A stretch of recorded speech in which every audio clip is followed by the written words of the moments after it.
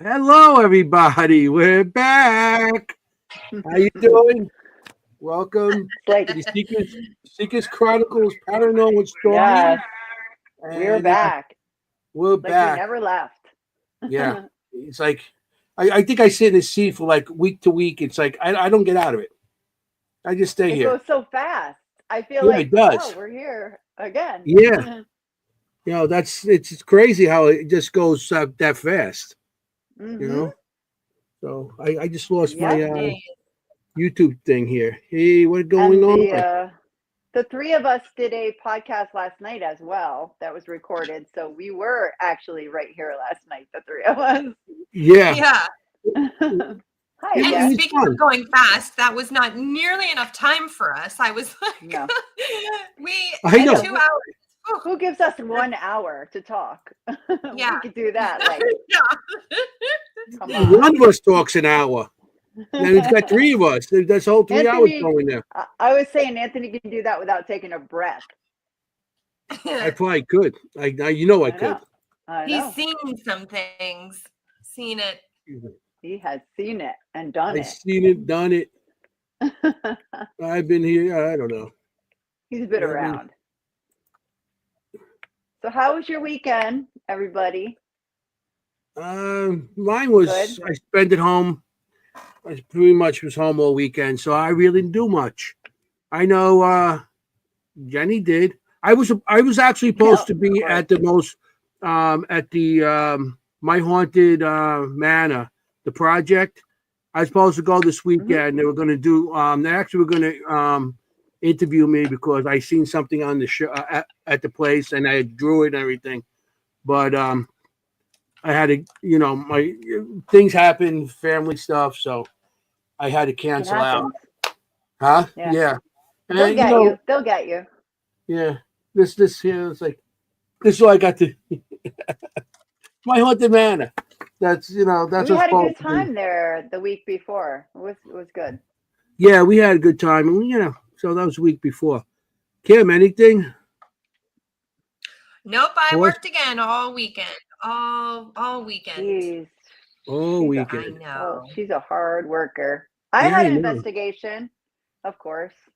Oh, Yeah, let's hear it. Yeah, What happened? shock, right? No, I had an investigation with Full Moon Paranormal, our dear friends. Mhm. I the saw half it. moon New went with York. the full moons, huh? The half It was moon that I am fun. went with the full You're moon. a half moon, they're the full moons. It was actually a public investigation that we hosted, but it went Oh. really well. It went Nice. like a private in terms of things that Really? happened. I mean, craziness. Yeah, like beds shaking, like crazy EVPs, What? like really. Oh yeah, the bed was like shaking against the wall. We were all like, "What is happening here?" Yeah. It was shaking against the wall. Of course, I checked everything. I went underneath it. I went all around it. It was nuts. Yeah. Well, when the bed shakes against the wall, it's usually in a hotel room, What is gonna cause that? Yeah. Well, Unless it's right an down. earthquake. There we go. Right down off the rails immediately. Hey, Okay. bed shaking means so it can mean other things than paranormal. Yep. Hey, we got Stay Haunted Paranormal on tonight. Yeah. Hi, everybody. They had their show last night. I watched. The Cocos. All good. They had a new show. Stay Happy Haunted. birthday, Chris Allgood. Yes, Chris. Happy birthday. His birthday is what, today? Today. Yeah. That's cool. Happy birthday. Happy birthday. Yeah, that's a cool. We got the usual suspects in the audience, Mary Beth and stuff. So, we're going to have a good night here. Mary We love Beth the and stuff. usual suspects. We love them all. We sure do. We don't mean to gloss over you like that. We love you. Huh? Who did I cross over? No. Mary Beth and stuff. And stuff. Well, what do you want me to say? Oh, my Lord. I can't. Forget about it. He's got the shirt on. We got to reel him in again. Forget about it. Hey, we got to do something tonight. Hey, so listen. We got to watch you. We have a great guest on tonight. And we do. This is an easy one for me to actually announce, but we're going to still give it to Jenny because somewhere along the line I could probably screw up her name somewhere. I screw up everybody's name, so it's the easiest name in the world, but I could find a way to screw it up. So Jenny, you Take want it to have the away. honors?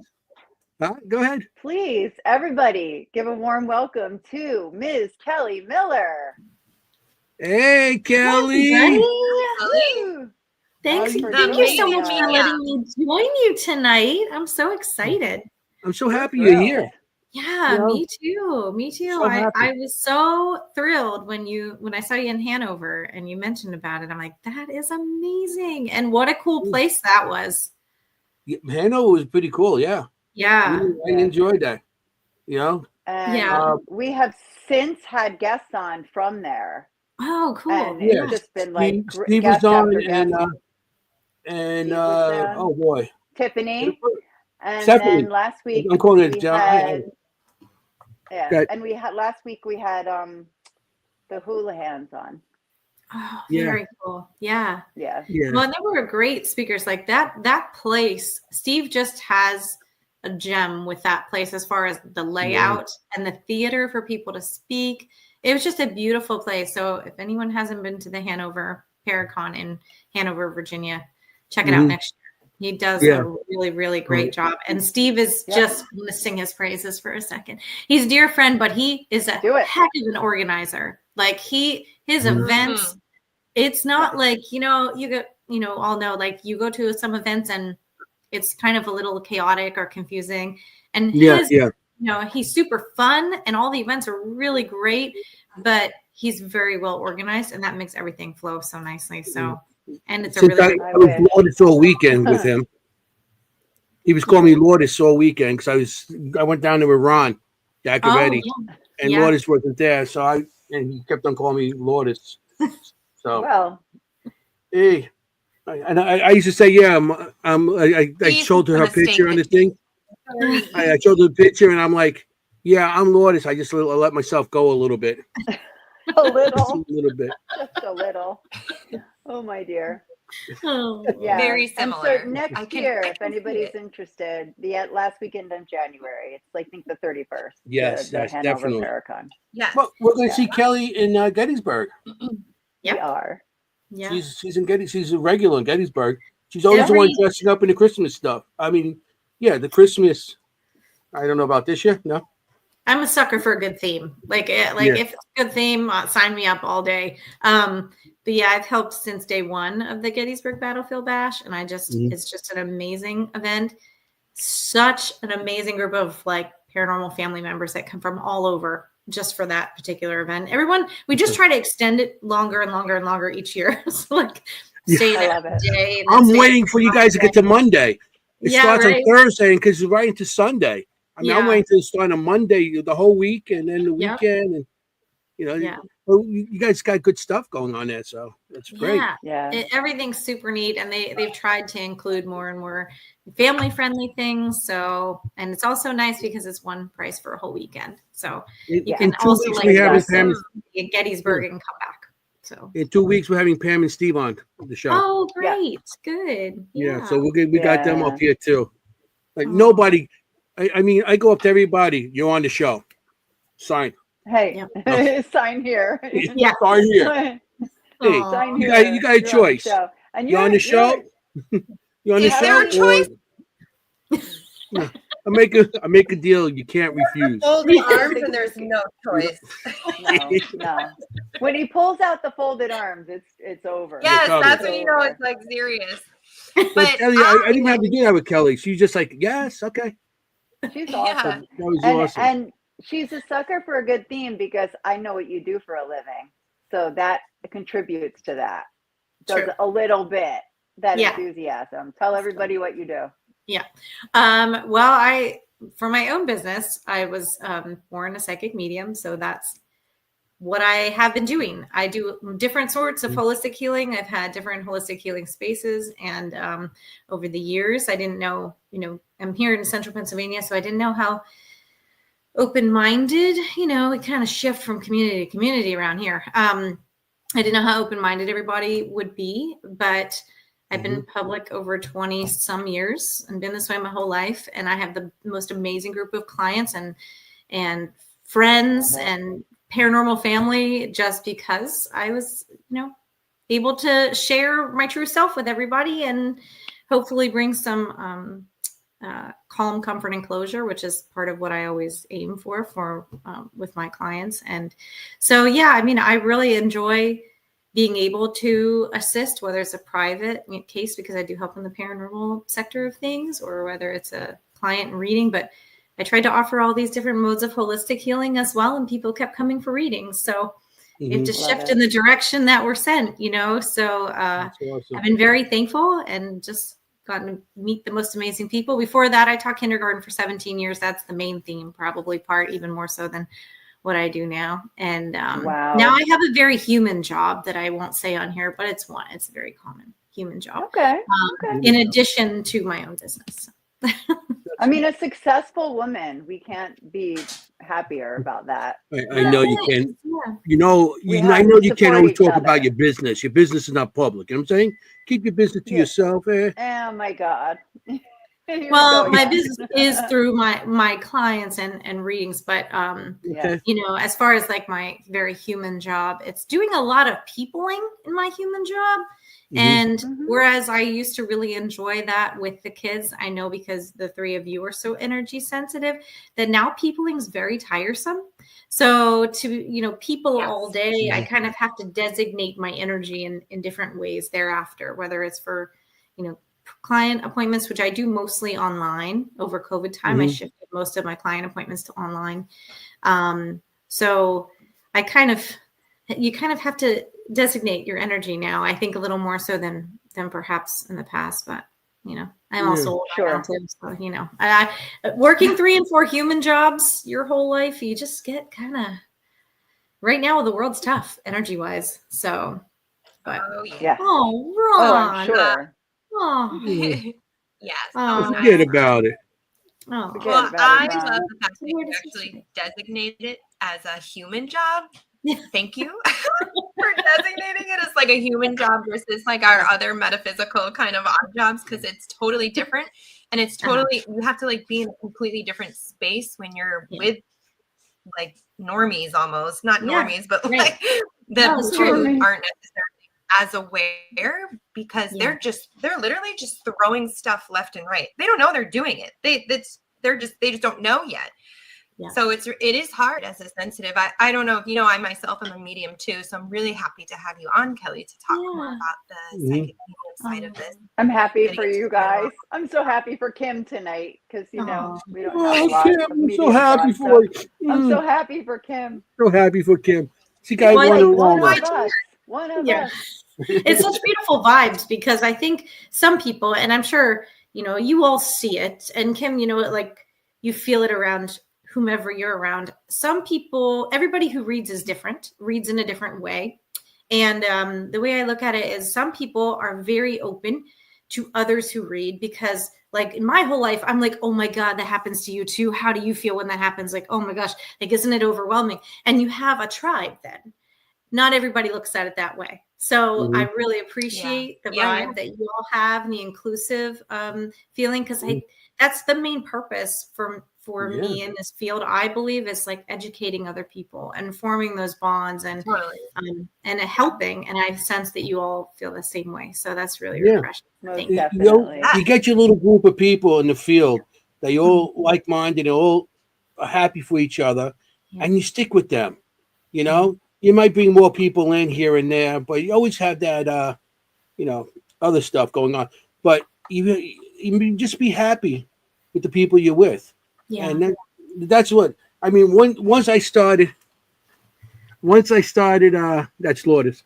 Once I started, going to Paracons, I started opening up, saying, wow, there's people. I walked into my first Paracon, really, I think it was the second one, the New Jersey Para-Unity.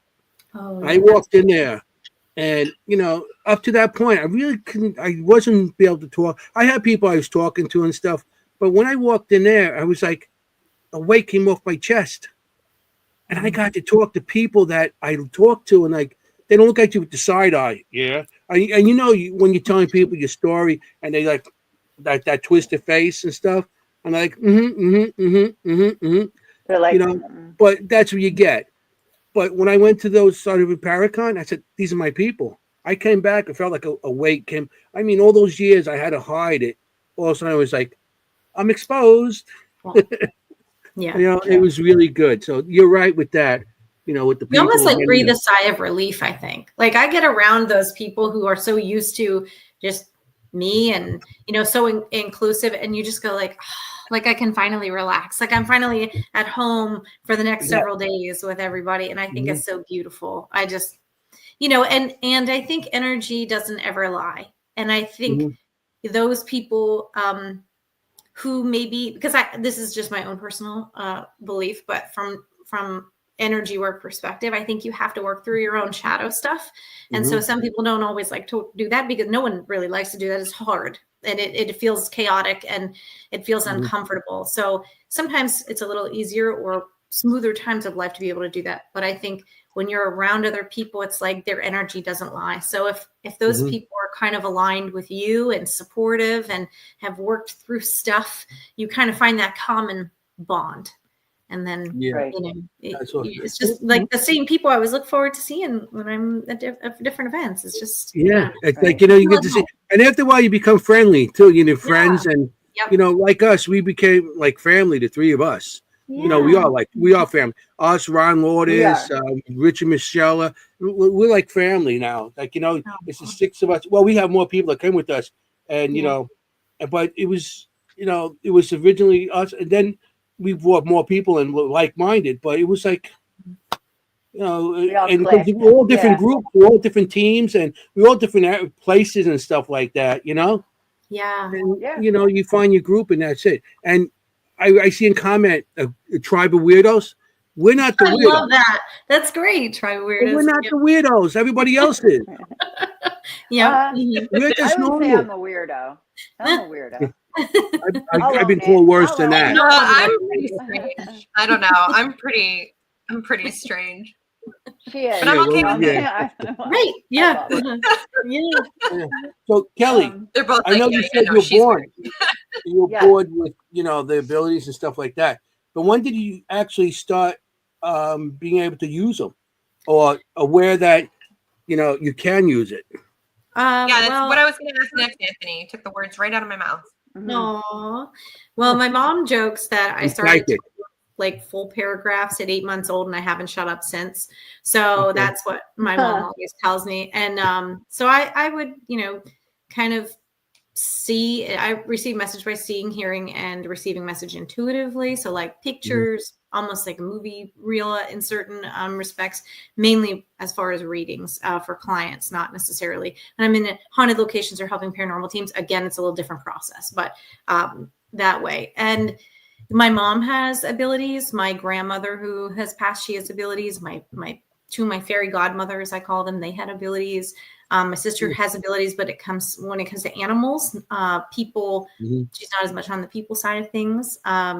So I think I just have always, I know I've always been this way, and I don't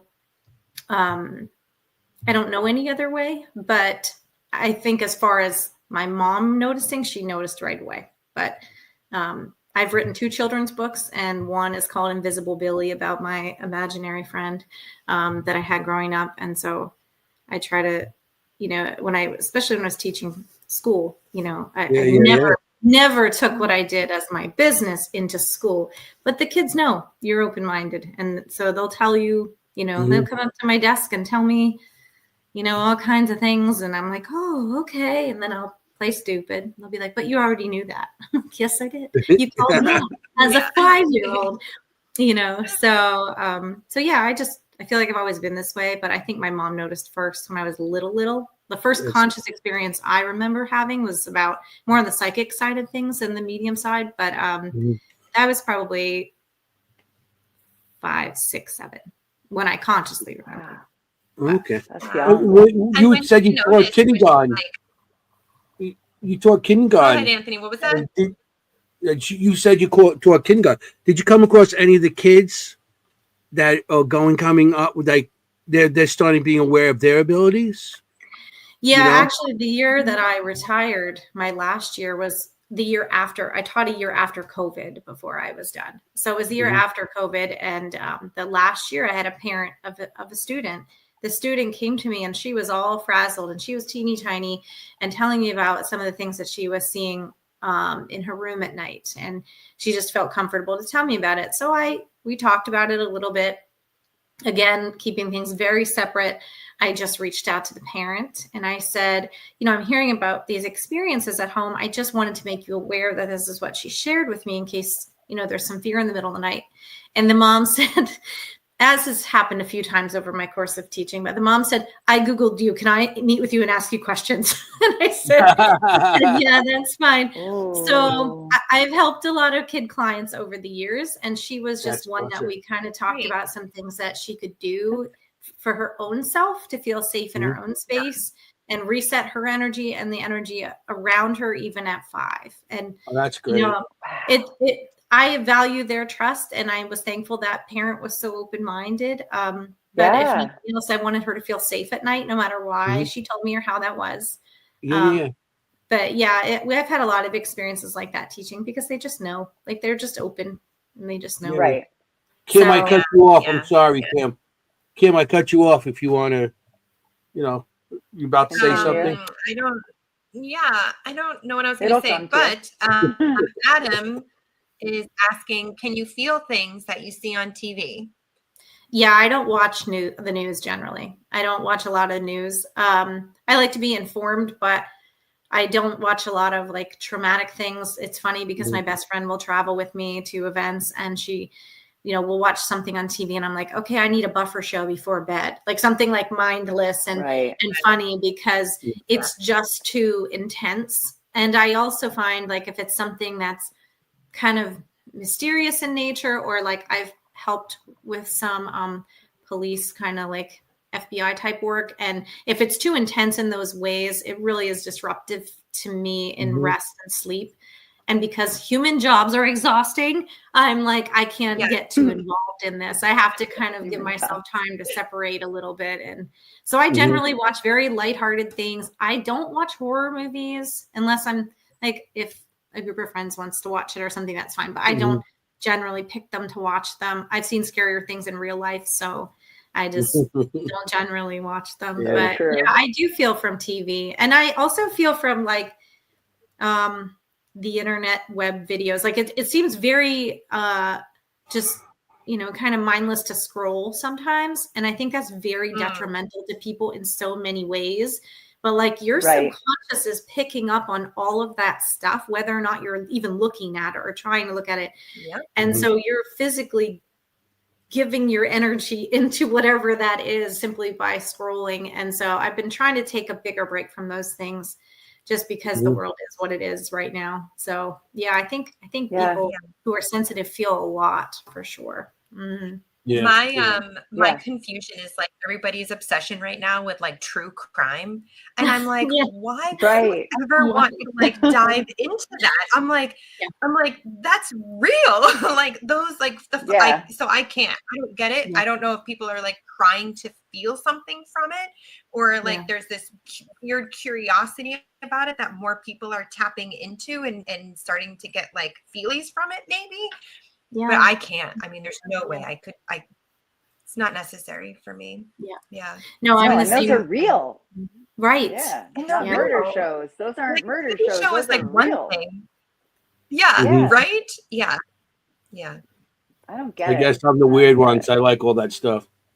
I like horror movies. I like all that stuff. I don't think you're alone. True crimes. No, you're not alone for sure. No, I know I'm not alone. Because my wife doesn't watch any of that either. So she's like, you watch it? No, I'm not watching that. It's like, but you're right. You're right, Kelly. It's like, and that's why they call it doom scrolling, because it's like you're just receiving all that stuff without even realizing it. And it builds up in you without you realizing it. Yeah. And my best friend who travels with me, she has like a degree in forensic science. Like this was her realm of things. So she's into the true crime, everything. And then, I'm kind of like the buzzkill, like I weigh in and I'm like, I just like, not only are these things real, I think, and I may upset some of your viewers by what I'm going to say about true crime. I'm sorry. I'm sorry, everyone. This is just my advance notice. But So in assisting with some of these crime cases at times, and meeting with families who've lost people and are searching for answers, the common consensus that I've received from a lot of spirit interaction during those times are that since they've passed, there may be a lot of questions surrounding their passing. Sometimes they give some insights into them, sometimes they don't. But the main key point that I've taken away from most of those experiences is that in spirit form, we often say it doesn't matter anymore. It doesn't matter because we've already transitioned to that other side. Would those answering those questions give our family closure? Maybe we can help with that. Maybe we're just choosing, because we've evolved so much in our passing, that it doesn't matter. And that's not easy for us as humans to hear, or their families, or their, friends, or even law enforcement. That's not easy to hear. But at the same time, I really try to look at it from that perspective of we're trying to find peace, and sometimes spirit's just reassuring their family that they're peaceful, and some of those questions don't matter. So I look at true crime things that way too. And hoping for peace of those places and people versus, I will never provoke or try to draw answers out. If the spirit's not up for, providing those things, A-okay with me. So it's just something I don't really get the true crime thing either, but that's because I see it from the side that you all see it. So I see. We project onto spirits. Is that what you're saying? We project our need to know, our need to. Yeah, and I get it. That one of the hardest times was I met with his mother, whose son was older and disappeared, and so he was found, but there were questions about his passing, and I kept telling her, and I felt for her, but I said, he just keeps telling me, Mom, it doesn't matter. It doesn't matter, Mom. These questions she had, the things she wanted to figure out, the things she wanted to solve, he gave some information, but the questions that kept coming, he was like, it doesn't matter, because this is already the outcome.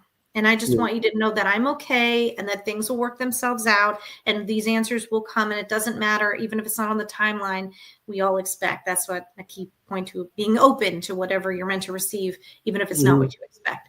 So I think true crime is a little bit interesting, because I think there's a lot more psychology that goes behind that, and our, natural, inquisitive nature. And we want to know things, and we want to figure things out. And so that's great to a degree.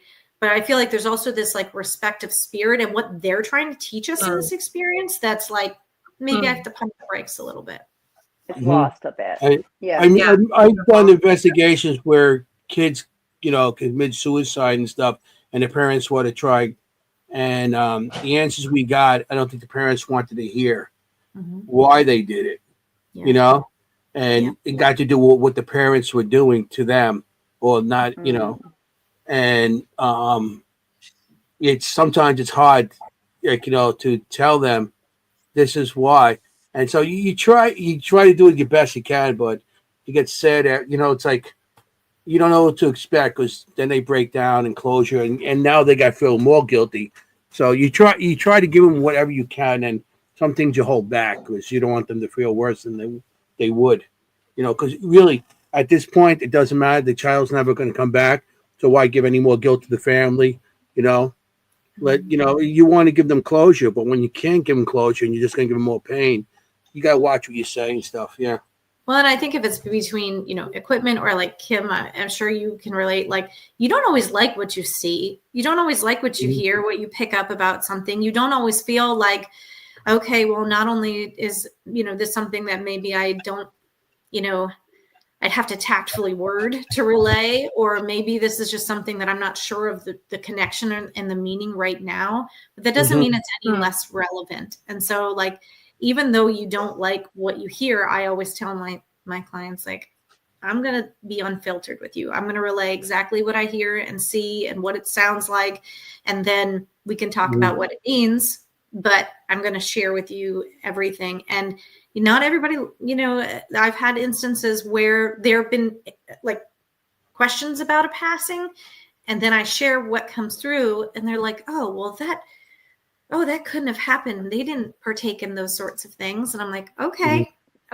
And then later on, they find out that that is something that happened. So my job is to relay what Spirit's saying, or what I'm picking up from an environment, or what I'm seeing, and I believe that no matter how we absorb that and how we relay it, at the same time, it has relevance. So even if it's not right now, it could be later, but I think it's as important for sure. Yeah. Something. Yeah. For sure. I had my first reading ever last year, and I was like, what? No. And, and I was just that stereotypical person, like, I don't know what you're talking about. And sure enough, sure enough, later on, it was like, oh my gosh, and it's not that I wasn't open to her being right. I just was like, what? No, I thought, okay, well, maybe I just don't know. And sure enough, she was right about everything. So yeah, you have to keep an open mind, even if you're thinking absolutely no way. Right. Yeah. And there's so much symbology behind everything, the way people read and what you see as a reader, those who do have sensitivities, you can see one symbol that means something to you. That's often how those psychic dictionaries are formed, but that same symbol may mean something different to somebody else, because that's how that's giving that meaning. So I think I always say, like, when you're experimenting with different types of reading, I don't use like tarot cards or tea leaves or anything like that, but I have dear friends that I trust who do. So I always say, like, okay, well, if you're new to readings, try different people, try different methods, see what you're most comfortable with, see what you're most drawn to, see what you're most interested in, and what feels good. Because, like, this is how I relate it. Like, if you go to a creepy massage place, you're not going to go back there. You feel uncomfortable. No. So it's kind of like that with the reading. You have to be comfortable with someone's intention and their energy, because you're letting them into your space and they have no right to know what they know. Sure. So you have to be comfortable with that. Right. And it's intensely private, of course. Oh, of course. Yeah. Yeah. Absolutely. Right. When so my experience with that, like, because you're totally right about the symbolism. Like last time this came up, it meant this, and you feel into it. And for me, if I say it and it's not correct, they'll keep giving it to me. They're like, no, you just keep giving it to me. And then I'm just like, oh, no, hold on. There's more to this than what I've already said. But I love that about them, because sometimes they're relentless about, if I'm not saying it in the way that they mean it, or that the message really needs to come across, they'll still give it to me. So I love that. I also have a really funny, terrible reader story, not for myself. It's my mother. My mother is a terrible sitter. She literally just went, my grandma passed this year, and she went to, like, no joke, she went to maybe like 5 psychics and mediums. And because what she wanted the date of the passing of my grandmother. And she would ask me, and I would tell her, I can't, I'm not going to do that, really. I don't do predictive stuff really for the sign, but you can get a general sense sometimes. And she wouldn't get the answer she wanted, so she kept going back to this person, to that person, to this person. I was just telling her to stop, because it's not a perfect science, right? We're communicating with the ethers. It's information coming in, and it changes. So even if you have one reading, especially if you're doing future stuff, like you do one reading, well, maybe grandma was going to pass in 2 weeks, but then grandma said, not 2 weeks. And grandma changes her mind. Right. Exactly. So perfect science, but oh my God, my mother is a terrible sitter, and she was a terrible sitter before she had me. I didn't even know she went to mediums and psychics until I came out to her. But yeah. That's true. And I always tell people too, like, our free will as a human trumps whatever comes through in a reading. So, I say I read as if everything carries on and continues the way that it is. If you go home tonight and you said, I quit my job tomorrow, that's fine. But then you have changed and altered the scheme of everything else following that decision. So our human free will impacts that. And that's the same thing with lottery numbers. It's the same thing with, predicted dates for particular things. Everyone's free will weighs into that, whether they're touching the lottery balls as they're drawing them, or whether their soul is deciding, hey, I'm going to hang on 2 more months. That's a them thing. So I mean, it really does. It's a very valid point for sure. Yeah, right. Sometimes that's a great point. Yeah, right. That's a great point. It was a little out Kelly, of place. Kelly, since I'm going to ask you a non-medium question since Sure. I'm not one. What's your favorite part of investigating? Ooh. When you're not reading? Like, I know you're also an investigator. Yeah. It's a completely different process. Like I said, right. When it's with paranormal teams, like my favorite investigations are private ones. My favorite, most poignant memories from investigations are private investigations where sometimes I go in first to kind of feel the environment and let the paranormal team kind of know what they're walking into. Other times they'll kind of call me in when they've done other things and they're ready, for me to come in too and assist. But I think it's just a unique and different thing completely because you're dealing with a different vibrational energy than like our loved ones. Sure. It's just a much lower, closer to our plane energy. And so that can sometimes make us more physically uncomfortable for those others who investigate too. My favorite part of the investigation, I would say, I don't think anyone's ever asked me that before. But I think my favorite part is the initial walkthrough for me, because there are times that I've gone into places with people or even public events and I'm walking through. I remember, and Anthony, Flip. So Jenny, you too. So I was walking with Flip. We went to an event and we were walking through this location and I kept looking at him because he was very familiar with the location. I had not been there. And I'm like, what did you do to me? What did you break? Like, I'm going to need so many breaks in this place. The energy was just like, and it gives me that, okay, this is what I'm in for this evening. Like, okay. And then it gives me kind of a heads up with what's happening.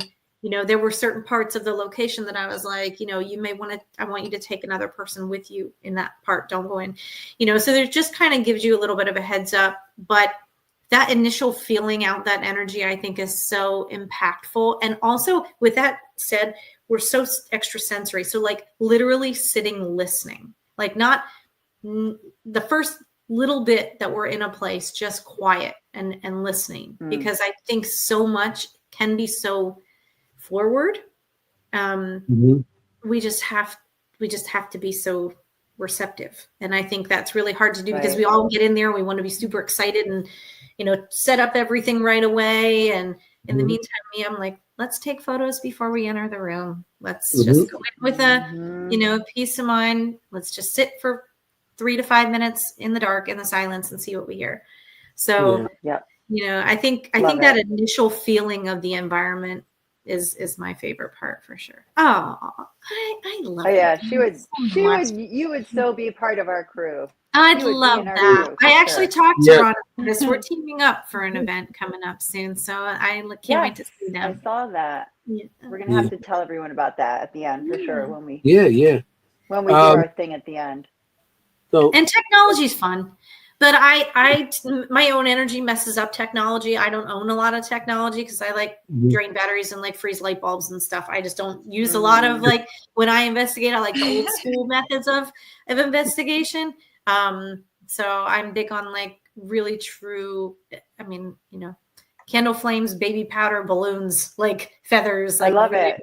Scooby-Doo stuff. I love it. It's like I love that. Really, really old school stuff. Flower on the ground. Yeah. Mary Beth, I'm in central Pennsylvania.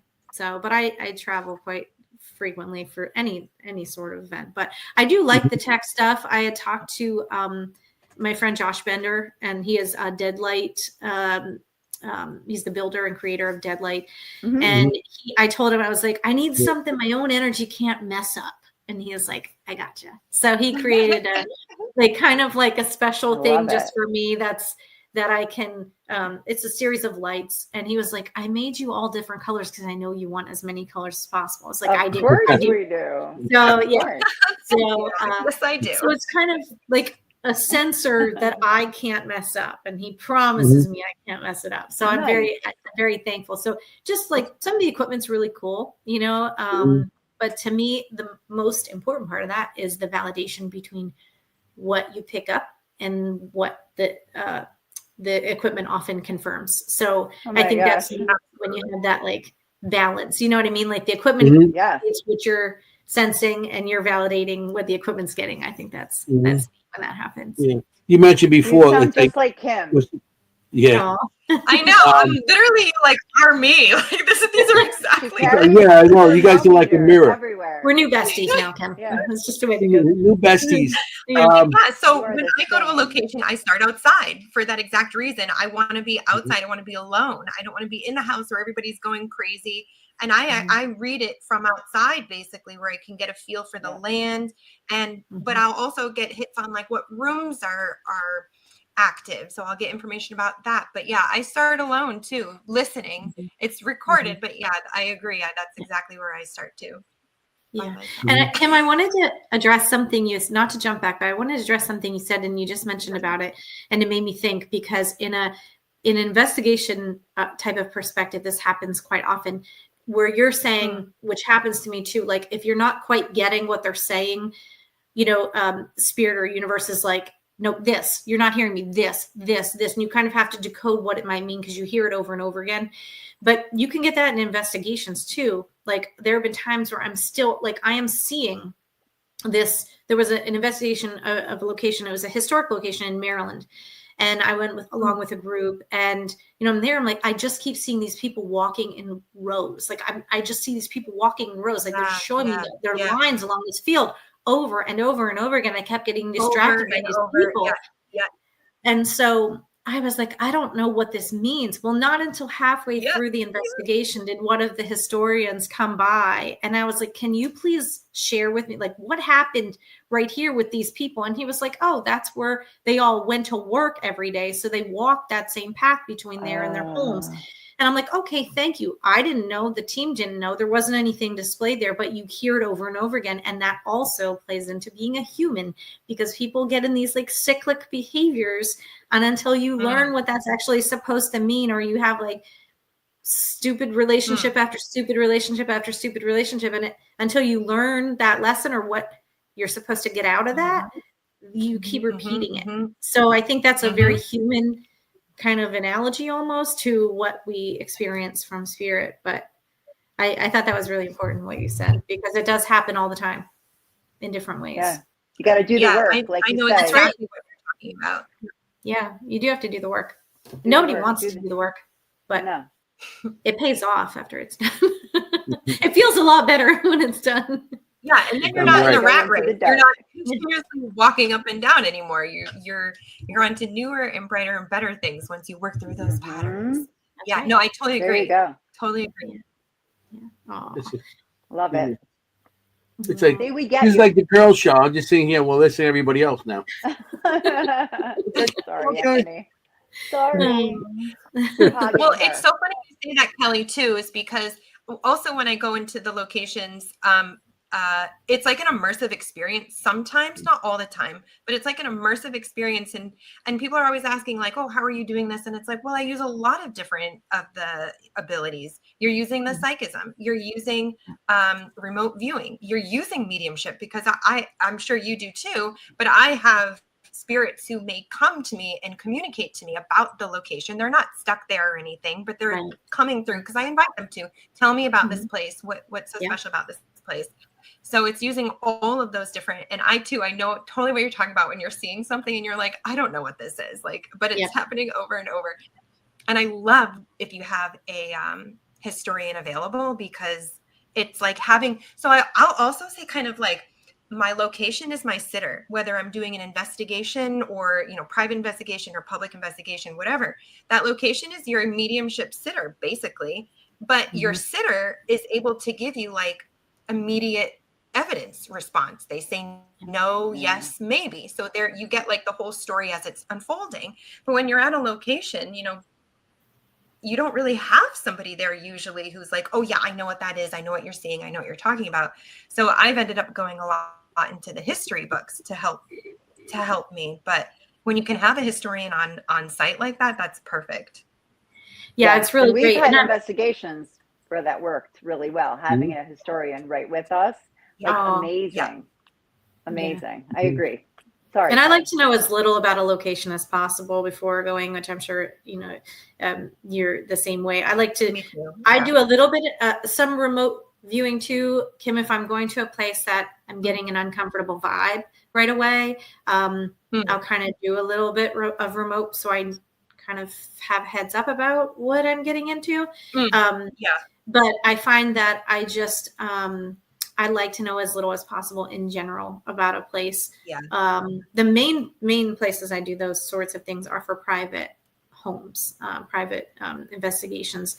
But it is true because you just kind of like, you can feel it and you can sense it, and then you get there, and then you have to give yourself some time to decompress or center.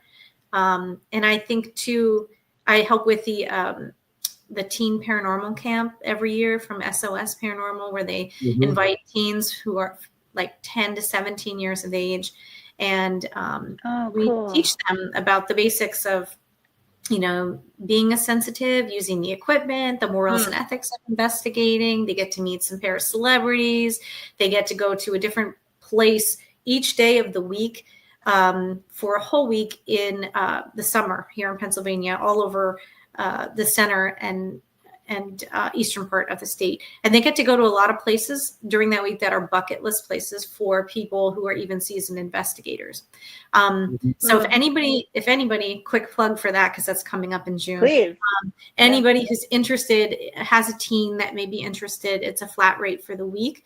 And it includes most of their travel, excluding getting them to and from the home base, which is in Schuylkill County. And you can find info on that at SOS Paranormal on Facebook. So Jody Nettles runs the camp. She does an amazing job, and every year she asks me to come back, and I'm very thankful because that age group is so important. And so making sure that you have a support system if you're going through that kind of blossoming and opening up, and then you're interested in the paranormal, it's good to have kind of an outlet for that and people to support you. So I think that's fantastic, because I looked into it a couple of years ago, and I see it, and Ernie's involved with it and everything else too. So so I thought that's very, very good for the teens and stuff. That's amazing. We need more of that. More. I wish I had the time. I would come out and help you guys out. Yeah, we do, and they get to go to such cool places. I mean, they're going to Pam and Steve's to the Hoover House in Waynesboro. We take them to Pennhurst for a day. We take them to Selma Mansion in Norristown. We go to love Selma. Different times. We went to sometimes we'll go to Muhammad Ali's training camp, which is in Schuylkill County. Sometimes we'll go to this year we're going to Haunted Elks Club, which is in Schuylkill County. It's an amazing place. I've been there several times. Oh, cool. But just cool places where they get to practice with the equipment. They get to practice communicating. They get to practice their sensitivity and a safe space and have the support of adults. And adults need that support. Like we need our community and our family members to feel like they do good. Yeah. And so it's a wonderful, wonderful program. And it gives the kids a lot of opportunities that otherwise they wouldn't really get to. Like I said, there are certain places as seasoned investigators we don't always get to go. So it's kind of cool that they're invited to go through during. And then you get to hear their thoughts, and maybe you can learn from them too. Because I'm a big believer. I'm a big believer. I've been, we all been doing this a long time. None of us are experts. We know what we're doing, and we do what we're going to do. I know Kim's going, but I haven't been doing it for a very long time. But Kim's new. But we're all open to learn from anybody. The person could be just in it for a year. The person could be in it for 30 years, 40 years. You can learn from anybody, and the new people coming in. Because I was a foreman for years. I was an electrician in the city. And I might get an apprentice in to see something different than everybody else. And I would say, let's try this kid's way. And the guys there for like X amount of years. I found out sometimes those kids come up with a faster way because they're coming in with a new vision. There's no contamination there. They're coming with a new vision. And you go with what they say. Or you just try it, give them a chance, and then you try it. They look at you and they're like, and they're like, wow, they feel good because to somebody that's been in the field for a long, long time, they're giving them a chance. So I think that's great. That's a great camp. Yeah, thanks. I wish I could be involved with it if I had the time. Yeah. We have a good question. Do they have to be in PA? They don't. Oh, yeah. They just have to meet. Yeah, they don't have to, be in PA. Yeah, they have to get to the home base kind of where they leave from each day. But depending if it's close enough, like the locations in Eastern PA, Jersey people could attend, probably Delaware, Maryland. It just depends on where they're located. So they could even meet up for a day or something too. And cool. Jody's great about being flexible. She wants to invite as many people as possible, just to give the kids, like, they form great friendships over the week, you know? Yeah. It's so good. And the only reason why I'm asking is because there are a few youngsters that we do have coming to our public investigations with the Morris County Park Commission. Oh, yes. That I think a few of them would be very interested and open to doing something like that. And they're so I will good. actually share that with them. Thank you. Yeah. They're so good. We love them. Yeah. They're young, like young though. Yeah. They might be too young, like 10 or 11. Well, no, there's a few teenagers too that come. So I was thinking of Eli. We have this one girl came.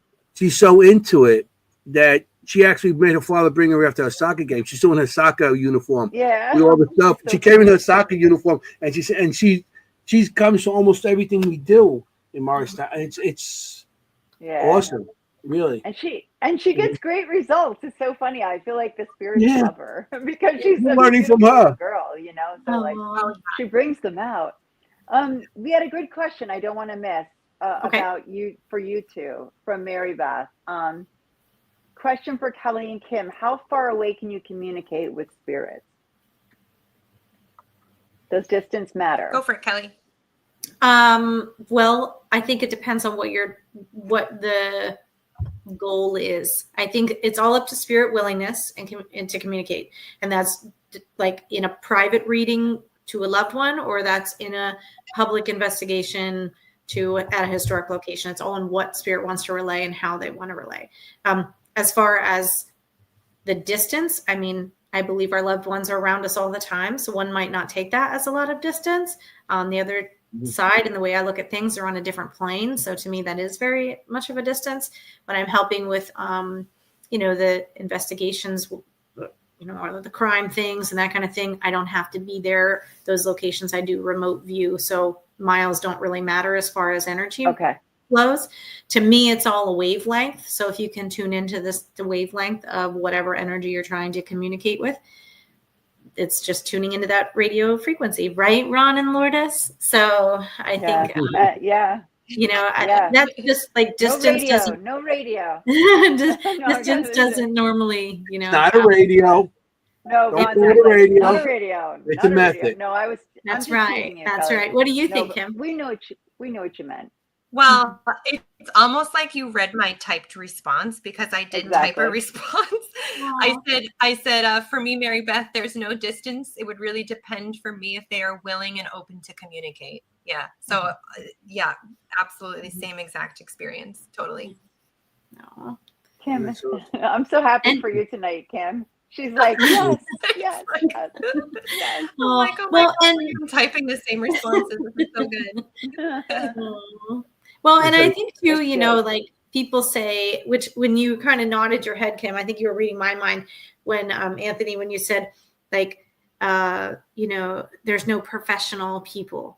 And that's kind of to me that when people talk about that, no offense, anyone, but I kind of roll my eyes, because I think to myself, I don't consider people necessarily professionals, but there are trusted, seasoned, very knowledgeable people in all of the areas of the metaphysical and paranormal communities. And I feel that there's relevancy in that experience. And there's, in the genuine nature of people and the dedication and the true desire to try to learn more. I think there are definitely very legitimate people in the paranormal, and it's just about finding those people or knowing people who can help you in the direction of finding the people. So that I think you read my mind when when you said that too. And I think Ron, or maybe it was Lourdes, one of you had a comment about remote viewing that I saw in the chat. I can't find it now, but yeah, it's Lourdes. If you have the ability to remote view, I don't believe there is a boundary. If there's a boundary with a medium, they're creating the boundary themselves, my opinion. That's Lourdes.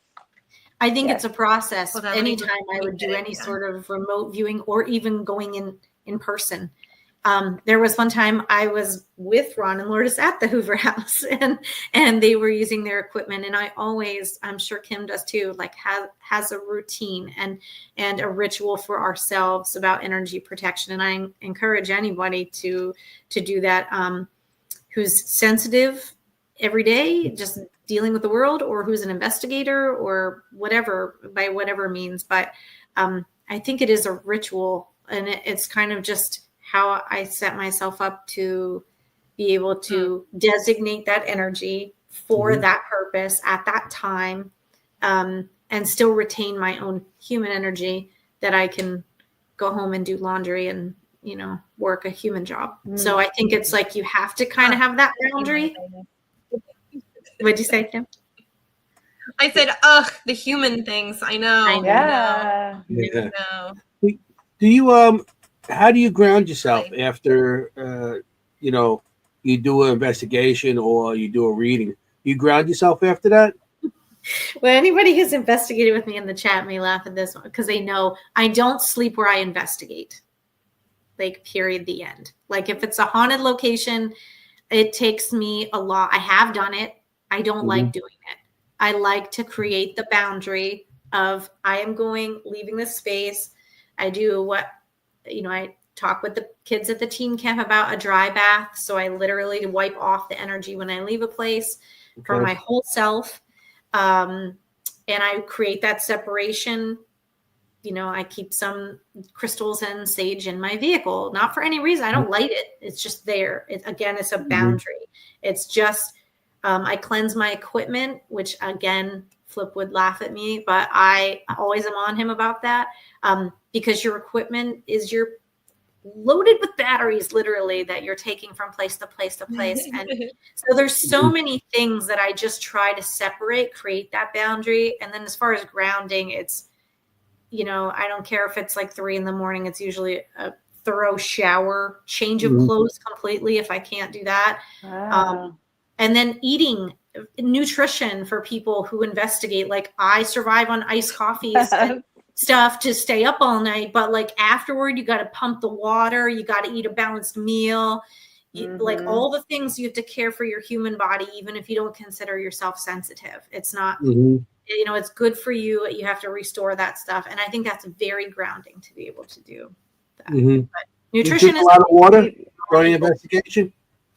I know when I go in, if I'm seeing something, because I do the spirit art. So if I'm seeing something, my mouth gets dry. So, I always bring something liquid to drink. During the investigation, I always try to have water or whatever we could, I didn't either. I think that's great. And do you also focus on your nutrition before an investigation? Because I do that. Yeah, I try to do that. I work up to it. Yeah. Especially like the day, I like to eat earlier in the day. I like to eat a balanced meal earlier in the day, and then eat something that's kind of like just to carry me over throughout the time. I like to eat light when I'm at a place. But one of the things I do talk to the teens about, and that I find is very interesting, is that if you can stimulate some of your senses, it will help ground you in the moment at the time. So like the kids, I make them these little goodie bags, like when they go to teen camp, and I put in some things that they might enjoy and can work with, little bells, oh, nice. Like ping pong balls that I teach them how to use for different things and that kind of thing. But anyhow, one of the things I put in there is like a little pack of mints, and mints will stimulate, of course, your taste and smell. You're holding them. They may feel differently in your hand. And I talk to them about bringing themselves back to that moment if they're feeling overwhelmed, or if they're feeling like, wow, this is too much energy in here, it's too dark in here, whatever, taking a break, stepping outside, doing those couple of things. But that little bit of like tricking your brain, but not really tricking your brain, allows you to come back to the moment faster and calm yourself if something feels too much. And for kids who are just learning about their energy and how that feels, I think, that's important. But it's also important if you're somebody that you find that, especially people who get nauseous in locations or get headaches in locations, like that's how they're feeling it. Like you have to care for your nutrition in that way. But foods and things like that kind of trick your brain a little bit with multiple senses help to bring you back sooner and ground you in the moment. So for what that's a good idea. I never even thought of that. That's so funny. I carry a tin of peppermints. Yeah. I do in my bag. I carry a tin of peppermints without even realizing it. It's a little Ouija board. It's a little Ouija board case. Yeah. And I found that it's a Halloween thing. But I love them during investigations. I think for me it's focus. Like I like chewing on them. Like I focus on, like you said, it's the taste, it's the smell. Yeah. It helps me focus. Yeah. So I guess I didn't even know I was doing it. Yeah. Yeah. And it also kind of tunes out other things, because I know, like, again, my best friend who goes with me, she doesn't consider herself sensitive. She is, but much like people who she doesn't think she is. But one of the things that gets to her is scent. So like she'll go into a place and she's like, oh, this smells so that she's just clairsentient in that way. Like, and so I encourage pumping the mints or whatever it is of that, sometimes she'll take really fruity gummy bears, something that overstimulates her palate, because it helps calm the sense of what she's experiencing and therefore calming her brain about the whole experience. And she can stay in a location longer. So it's funny because I think there's such that, like, people want to make that science connection and like to our, from our plane to there. But I think a lot of times in caring for our human bodies, we end up making that connection a whole lot smoother and easier without necessarily trying. But to me, I think those particular little things, especially like nutrition or little, food things, I think are really, really helpful. But we all survive on iced coffees and energy drinks the whole time. It's, whether or not we Red Bulls the whole night. Wait. Cannoli. I got my wings. Cannoli. She eats a lot of cannoli. Yeah, that's also too. Cannolis and Red Bulls. That gets us through the night. That's basically it. Oh. Yeah. I have like a whole emergency food bag of me, I use a lot of like after. Like for me, it's just very, very grounding. As like much meat as I can get. So like a lot of actually beef or turkey, like those like what are they? The little bars, the little jerky sticks kind of things. Like some of those I can carry those in my bag, or like something really bland like saltines or something. But I totally get the sense too. Like my nose sense can be very, very intense at some of these locations. But so I actually don't have a very elaborate cleansing or grounding ritual other than the food. The food is really the most important one for me. But I'd be interested to hear for the dreams, because I don't tend to, that's not true. I have absolutely stayed at haunted locations for sure. And, but for me, and I'd be curious to hear about this for you, Kelly, is usually we have like booked events, right? Like we're going to this investigation. Often they're booked weeks in advance, months in advance. And I actually, a few days, usually before an event or wherever we're going to investigate, I'll sometimes have spirit showing up in my dreams for these locations that I'm going to. And they'll come in with like information about the place and stuff like that. So I'd be curious if that's one of the reasons why you don't stay, or if that also happens to you too. Yeah, I that's kind of in that little remote part that I do. If I'm like, I need to know about what kind of energy, like, does anybody have anything that they can relay to me ahead of time? Again, putting boundaries on that, because I don't want to have, a random spirit from the haunted hotel, hospital, jail that I'm going to follow me around for several days until I get there. So like, there's like a boundary, but it's more in that picture, that information. I'm never worried about bringing anything home with me. I am very comfortable in what I've done for so long. And I really just feel very confident in that about myself and the strict boundary that I keep.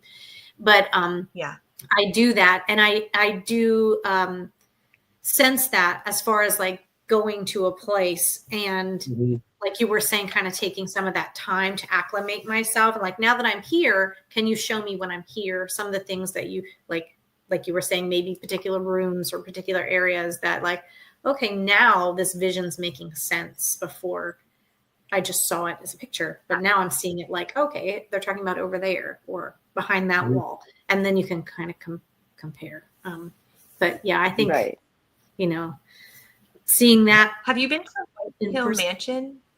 I have. Have you been to- Okay, so I had a dream before of White Hill Mansion, and they showed me 3 steps in the attic. And I was like, why are there 3 steps in the attic? I'm like, this doesn't make any sense at all.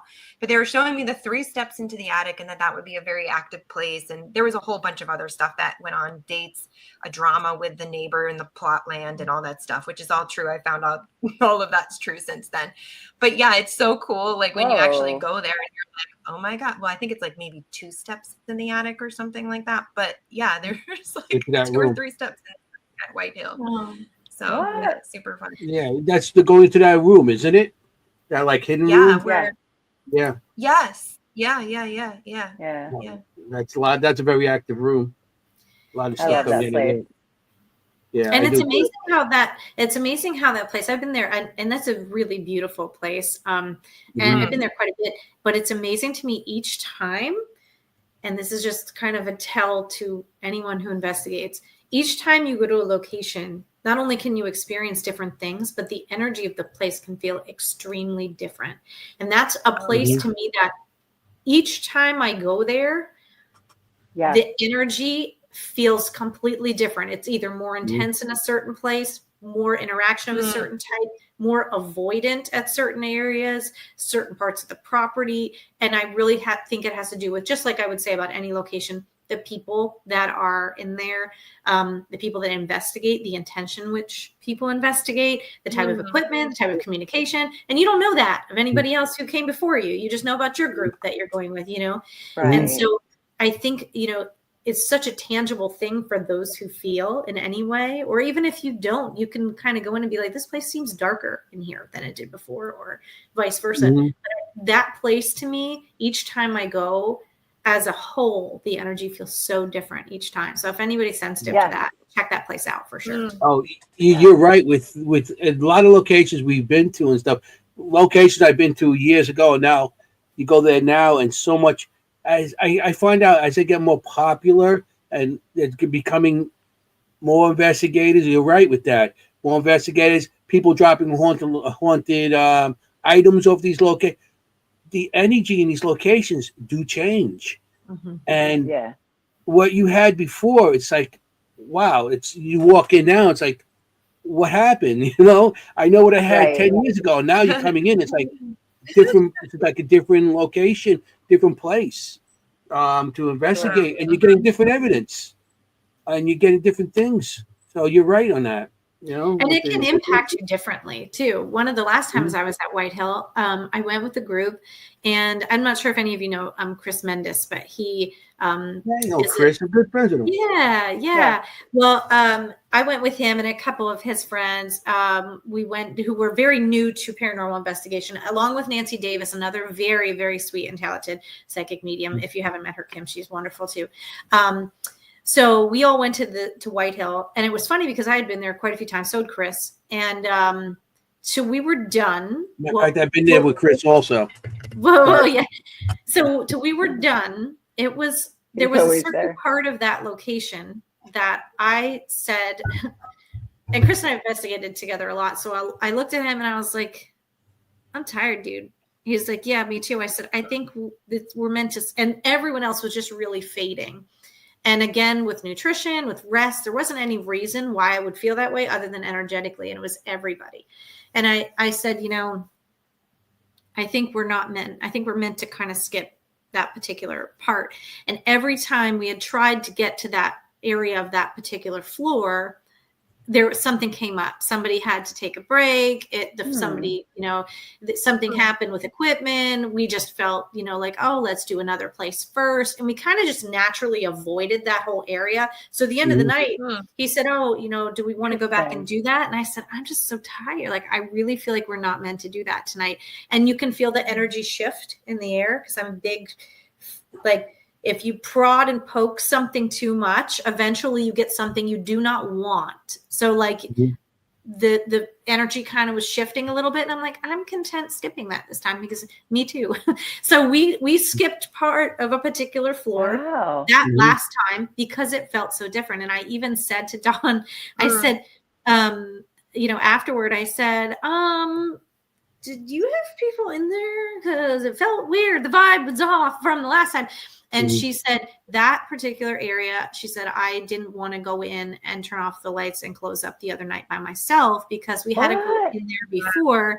And whatever they did made me very, like, going in there, it felt very uncomfortable. And I was like, okay, so this makes sense. So we didn't talk to her until after we were done, but it's just like evidence. Like, she's in there all the time and she felt all different. the time. Yeah. So, I mean, I really just, like, everybody who investigates, like, honor yourselves and, like, watch your teammates and the people you go with, because our human bodies give us clues. And, sometimes when we push too hard, like I said, we end up with things or dealing with things that we didn't set out to do or deal with. You ever find out, like, if you go into an investigation, I know you have to go in and you try to be happy, or, if you go in with a negative attitude, you're going to get negative things. Yeah. If you go more positive, okay, some you're going to get negative, but you're going to get a lot of more.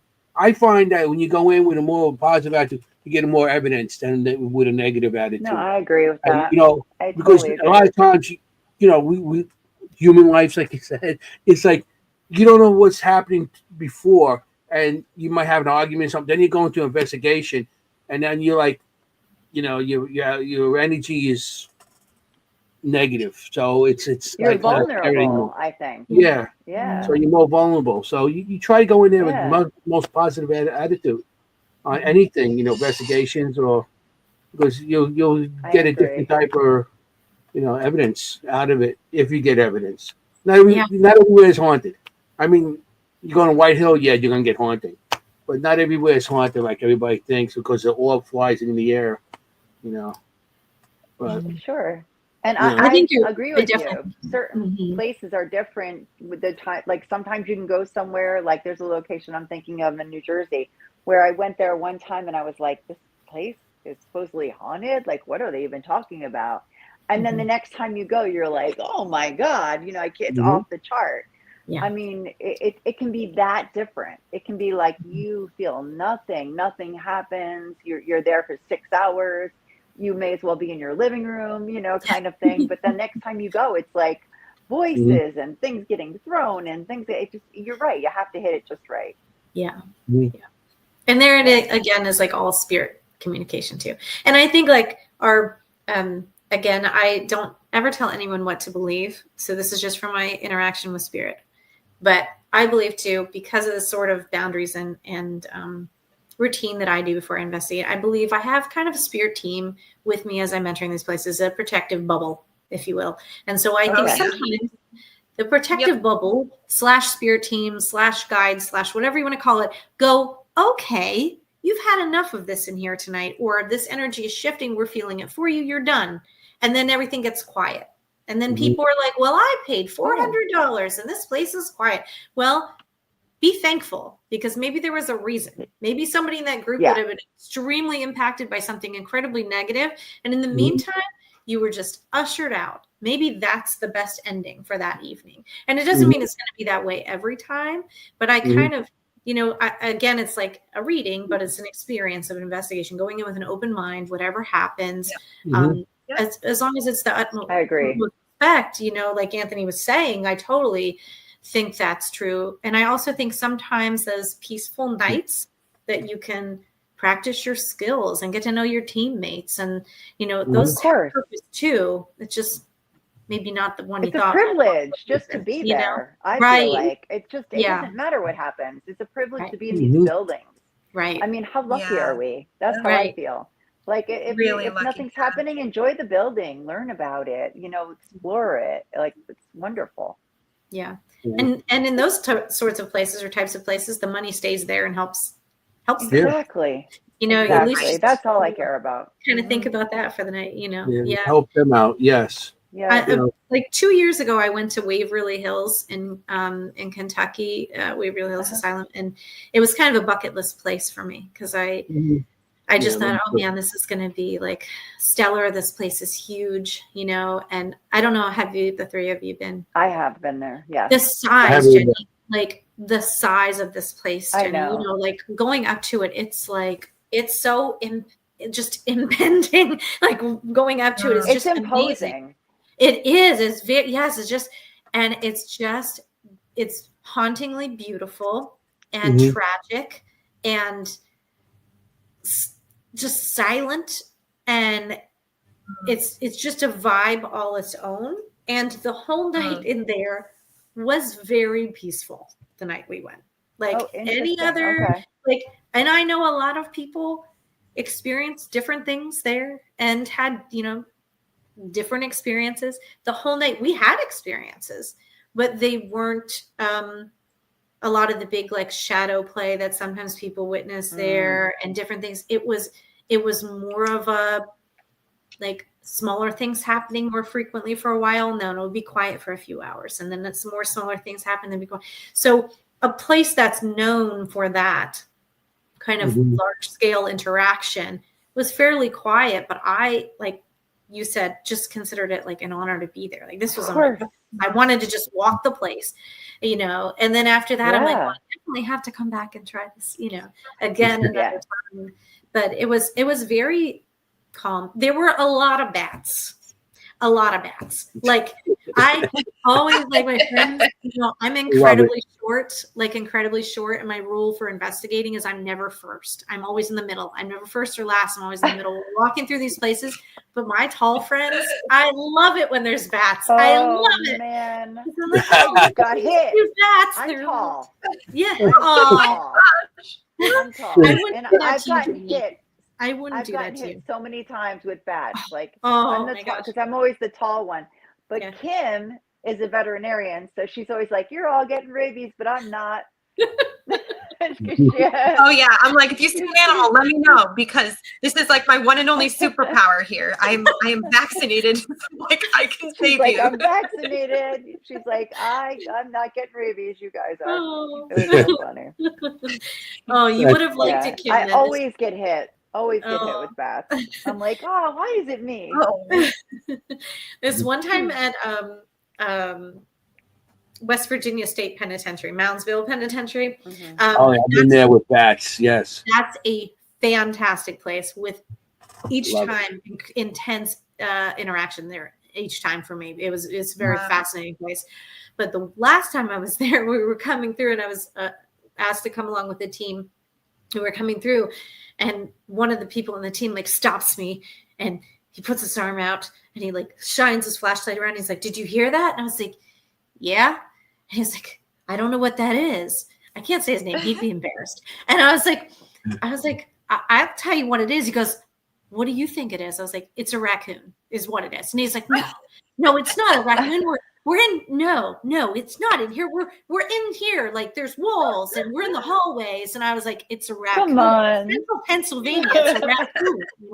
And he's like, no, it's not a raccoon. And I'm like, let's just look around a little bit. And he's like shining his flashlight. There is this baby raccoon clinging to the wall on the outside of West Virginia State Penitentiary. And I was like, I feel so bad for that thing. I don't know how it miraculously appeared. There were no windows there. I don't know how but it was clinging for dear life.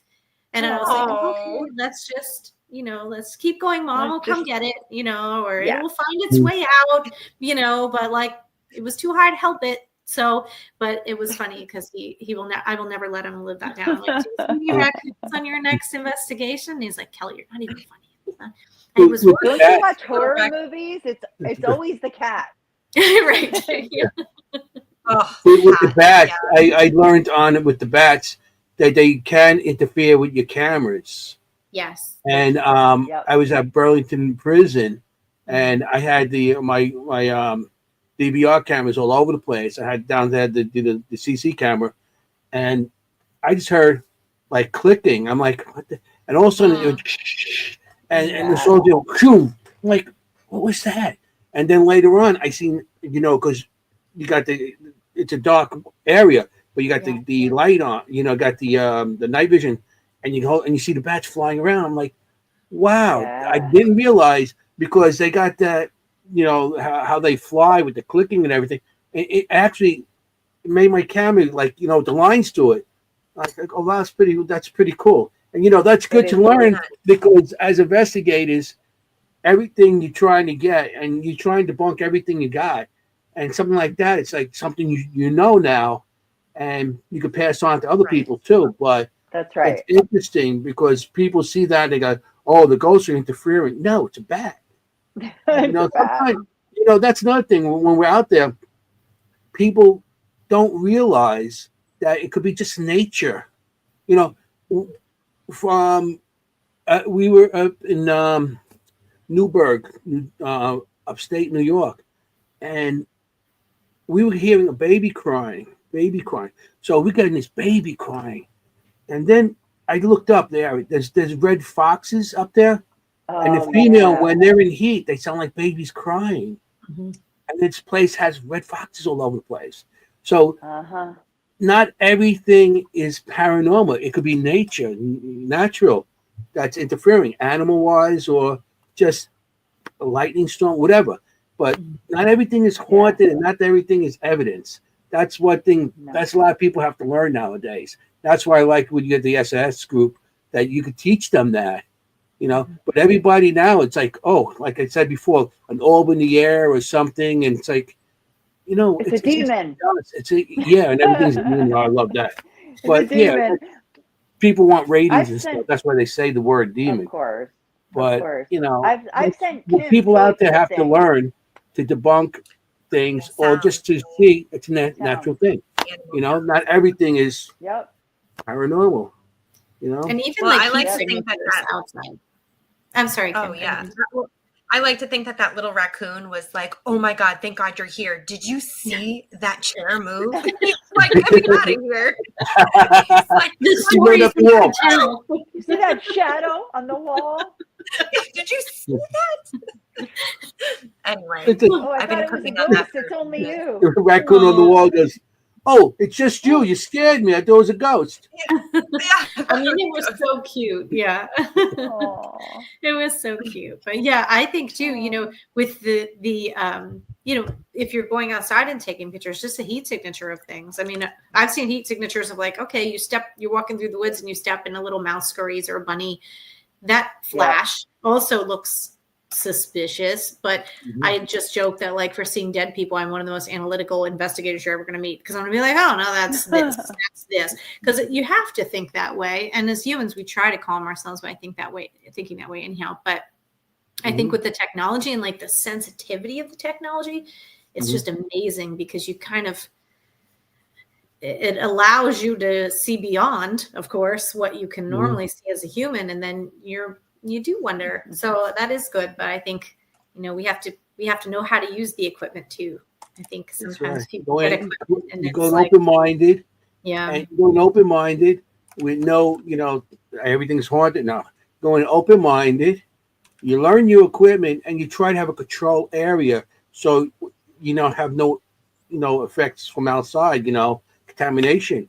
So that's control areas. It's very important, and it's not science, but it's something that we learn as investigation. And I guess it has to take time for you to learn it, going through the years of experience. Right. Because there's a lot of new people out there. Everything is haunted. Everything. You hear a light goes on on a piece of equipment or something. The bells or whistles. And everyone, it's no, just look at that. Even if you get an EVP, something like that, we try to, find, it's like. Right. It's Anthony's stomach. Yeah. Growling. Yeah. It's Anthony's stomach.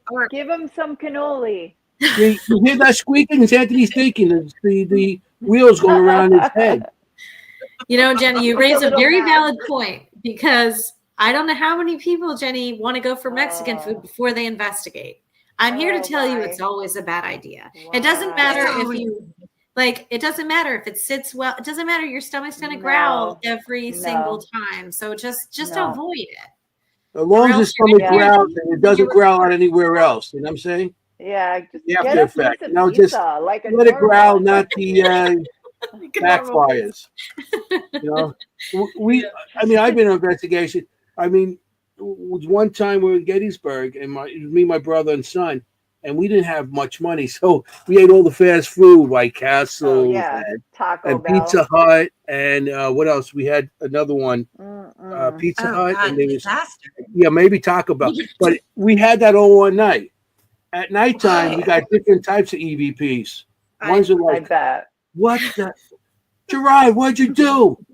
Oh, it's like my brother, my son, and it's like all of us. It was like, growling stomachs and other type of growling. Mm-hmm. Oh that's not a demon or a portal that you picked up there. No, No, it becomes a ghost hunt to a smell hunt. Not quite. We just lost the show again, didn't we? Yep. It's a very real Off thing. The rails. Yeah, it's a very real thing. Problem. I have a question for all of you. What has been your most impactful personal experience while investigating? I have to keep it specific. So while investigating, what's been the most impactful, good or bad, really? But I'll start. This is a bit of an emotional story, but it is extremely impactful because it goes back to the degree of communication that can happen. So there's a place in my town. I have a river in front of my house, and there's a bit of a gorge. It's a river gorge, beautiful. So I like to investigate locations, places, for whatever reason. I don't know. I can't explain it. I just like it. So I'm doing an investigation there. My husband's videoing me. It's on YouTube at this point, but he's just videoing me. I'm just reading the place. Spirits are coming to me. And a young boy comes to me and he tells me he died there. He tells me how he died, the whole thing. And I said, we're communicating. And I said, okay, is there any message? Why are you coming forward to talk to me today? And he said, there needs to be a barrier. There needs to be a better barrier. And I was like, which is true. There does need to be a better barrier. And then 2 weeks later, a young boy and his mother drowned in the same area. And I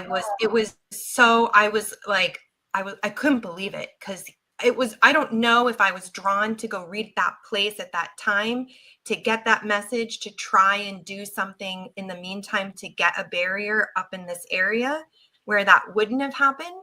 But that was deeply impactful. It led me to reach out to my local town. I went to town meetings to try and communicate having better barriers. And they have something now. So they do have something now. So hopefully it won't happen again. But that was deeply impactful. Yeah.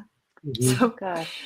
I mean, as mediums, we'll bring it how much to the other side, but that? The second you said that, Kelly, I was like, this was the most deeply impactful I could. How much responsibility do you feel as a medium? I felt pretty responsible.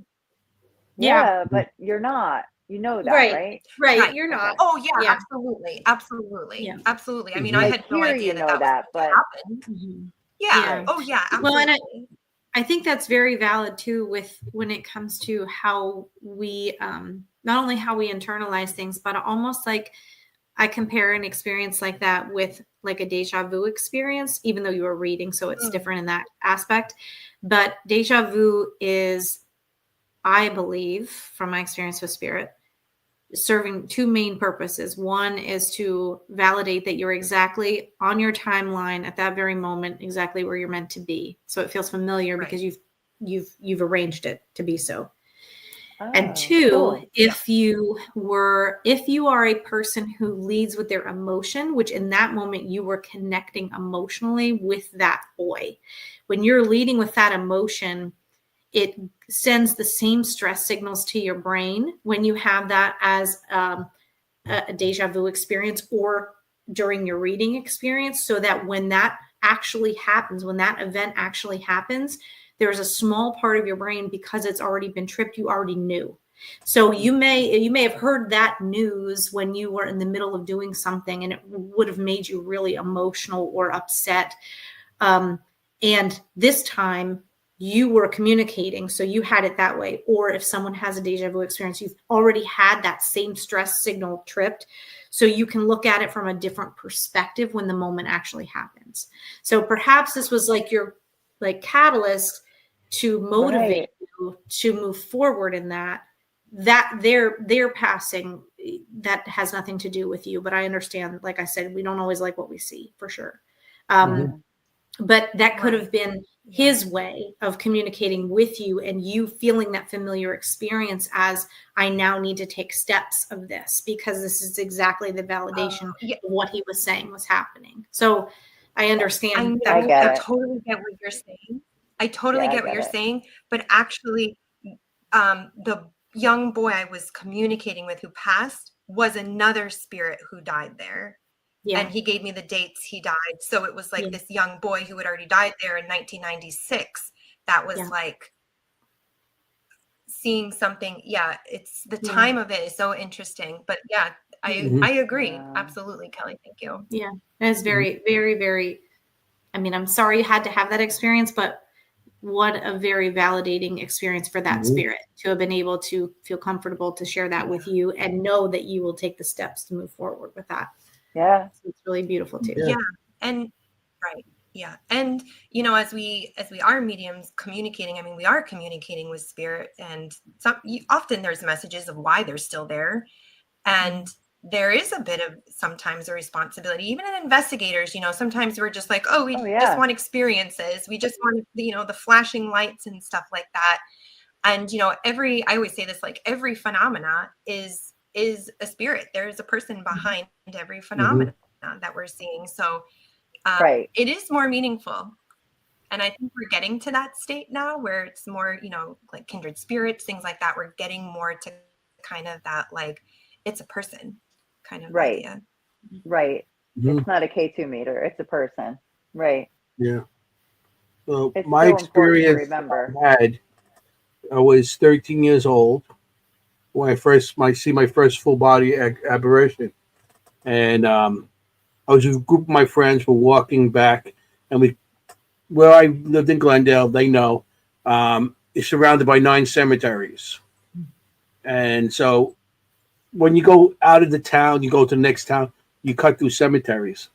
So we're coming back, and I see my first full body apparition sitting. She was actually praying over graves, which I found out later were children graves. They all died during 1918 during the flu, influenza, whatever they had that then. And it freaked me out. So I went home and I had a dream that I had to go back to the cemetery that night. Not that night, but the following night. And I went back. I told some friends I went back with them. And there's an old church that used to sit up on the hill in the cemetery.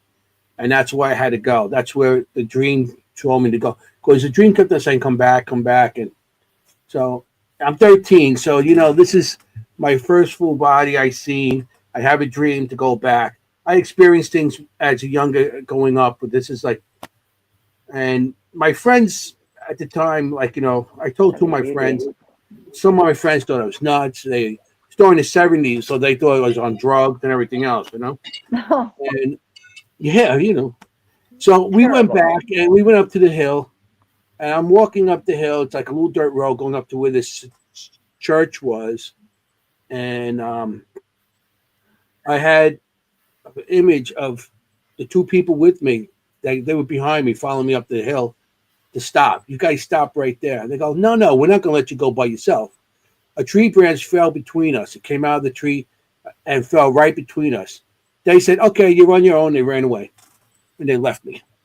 So I walked up, and there was an old church there that burned down a couple of years before that, and it was just the frame of it, and just a little bit, it's the ruins of a church.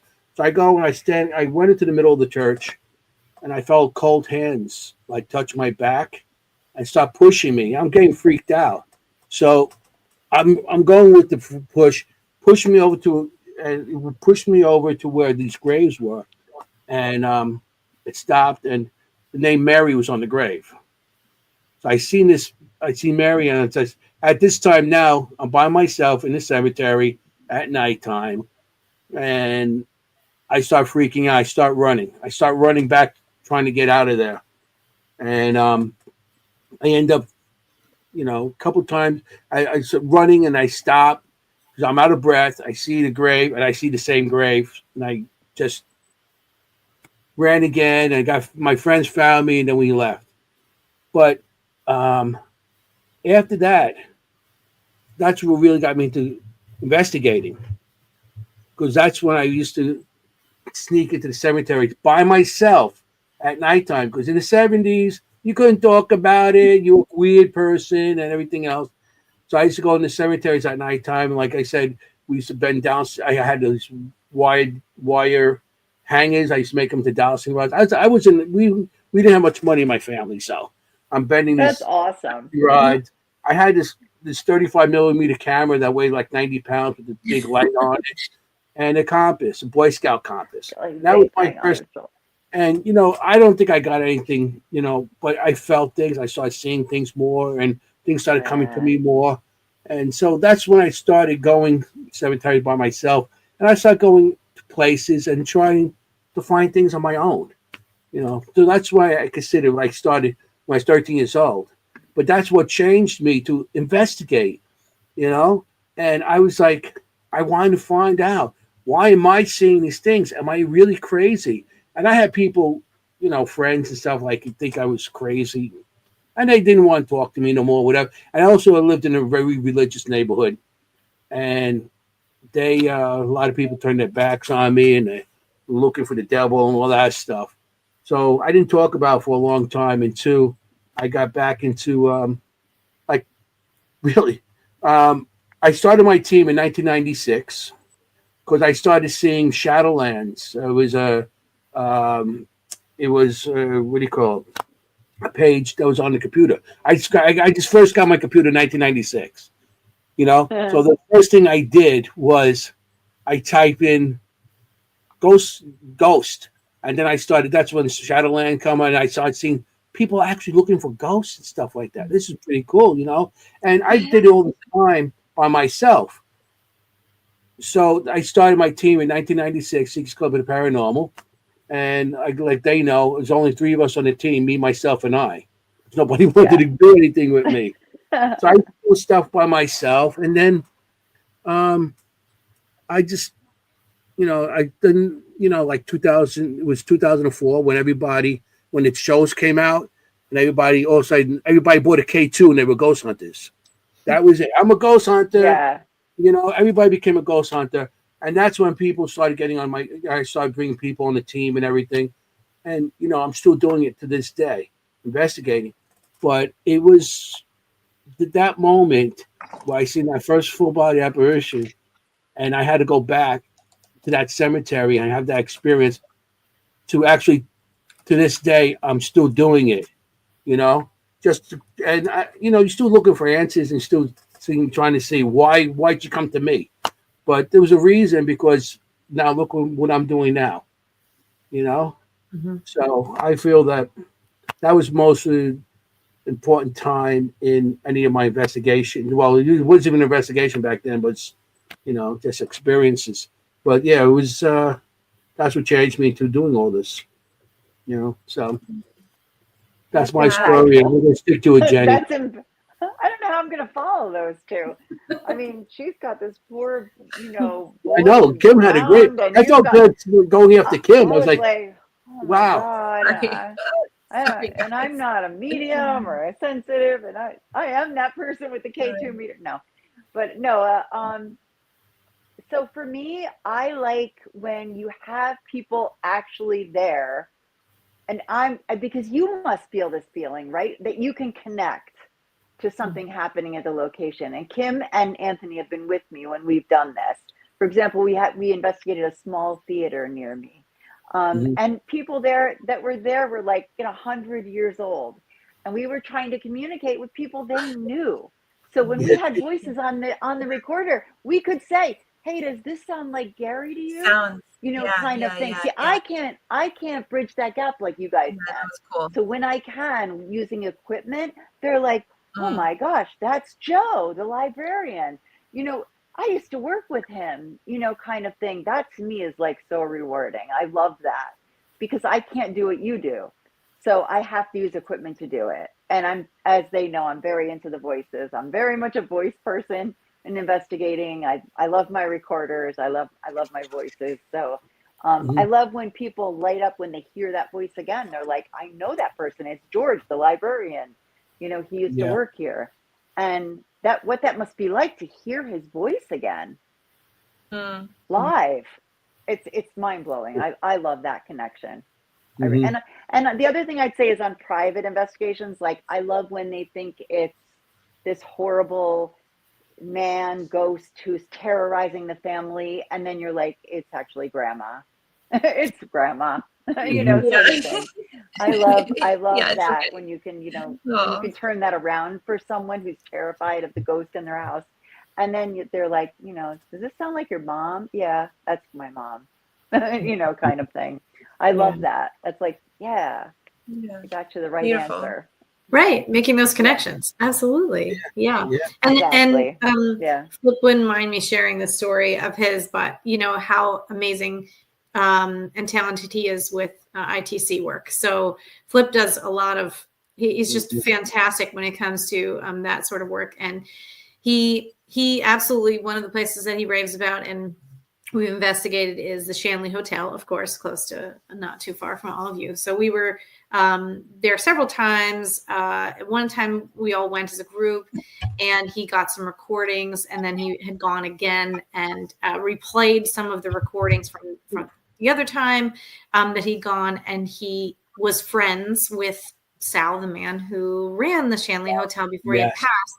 And actually captured his voice on audio and shared it with the new owners and who also knew him, and they were like, oh my gosh, his voice, so that communication that you do is so validating and creates those connections, and spirit knows what they can say that's going to be cool. Like, this is definitely this person. Right. Oh, Chris. Yeah. Okay. So true. You can tell him that, Chris. But it's just so fascinating. And even if it's not the same tone of voice, because again, it can be, but it's particular words or particular clues or intonation or pauses. And again, in relaying the way that it comes through, sometimes I'll say to clients too, like, I don't know why they're choosing these words or pausing over this at this point. And then it makes good sense to that person who is there. And that's who it's about. So, it's really neat for those connections when they can be made, and that validation of that communication. Yeah. So with Flip, we were there with Flip at one time, and he was asking, that's when Kelly first took over, and with Sal's room, he had his little apartment upstairs. That's before Kelly moved in and everything. And it was in there with me, Flip. I think my brother was there. Ron and Lourdes were there also. I think they were there that time too, yeah. And he asks, and he goes, Sal, if you're here, what did you call everybody? And it came out that way with his because he had a raspy voice. The guy smoked cigarette after cigarette. So he goes, family. And Flip was like, we all like, that sounded like him, because I knew Sal also. And, it was like, wow, it was like a little tear-jerking moment because, it was, you could hear it was his voice because he had that raspy type of voice. Family. So, it was really Anthony, I thought you were going to say about in Burlington Prison when we had your friend Joe. White Joe. Castle. I have a friend that passed. He was on my team. He was my right hand. Oh, so good. This was so good. It's killing me. Matter of fact, on the bottom, these are his bands. He passed away. Matter of fact, in March it was 4 years. Okay. But he had a bad heart. He had heart transplant and stuff like that. And what happened was his him and I were talking, and he was like, if either one of us go,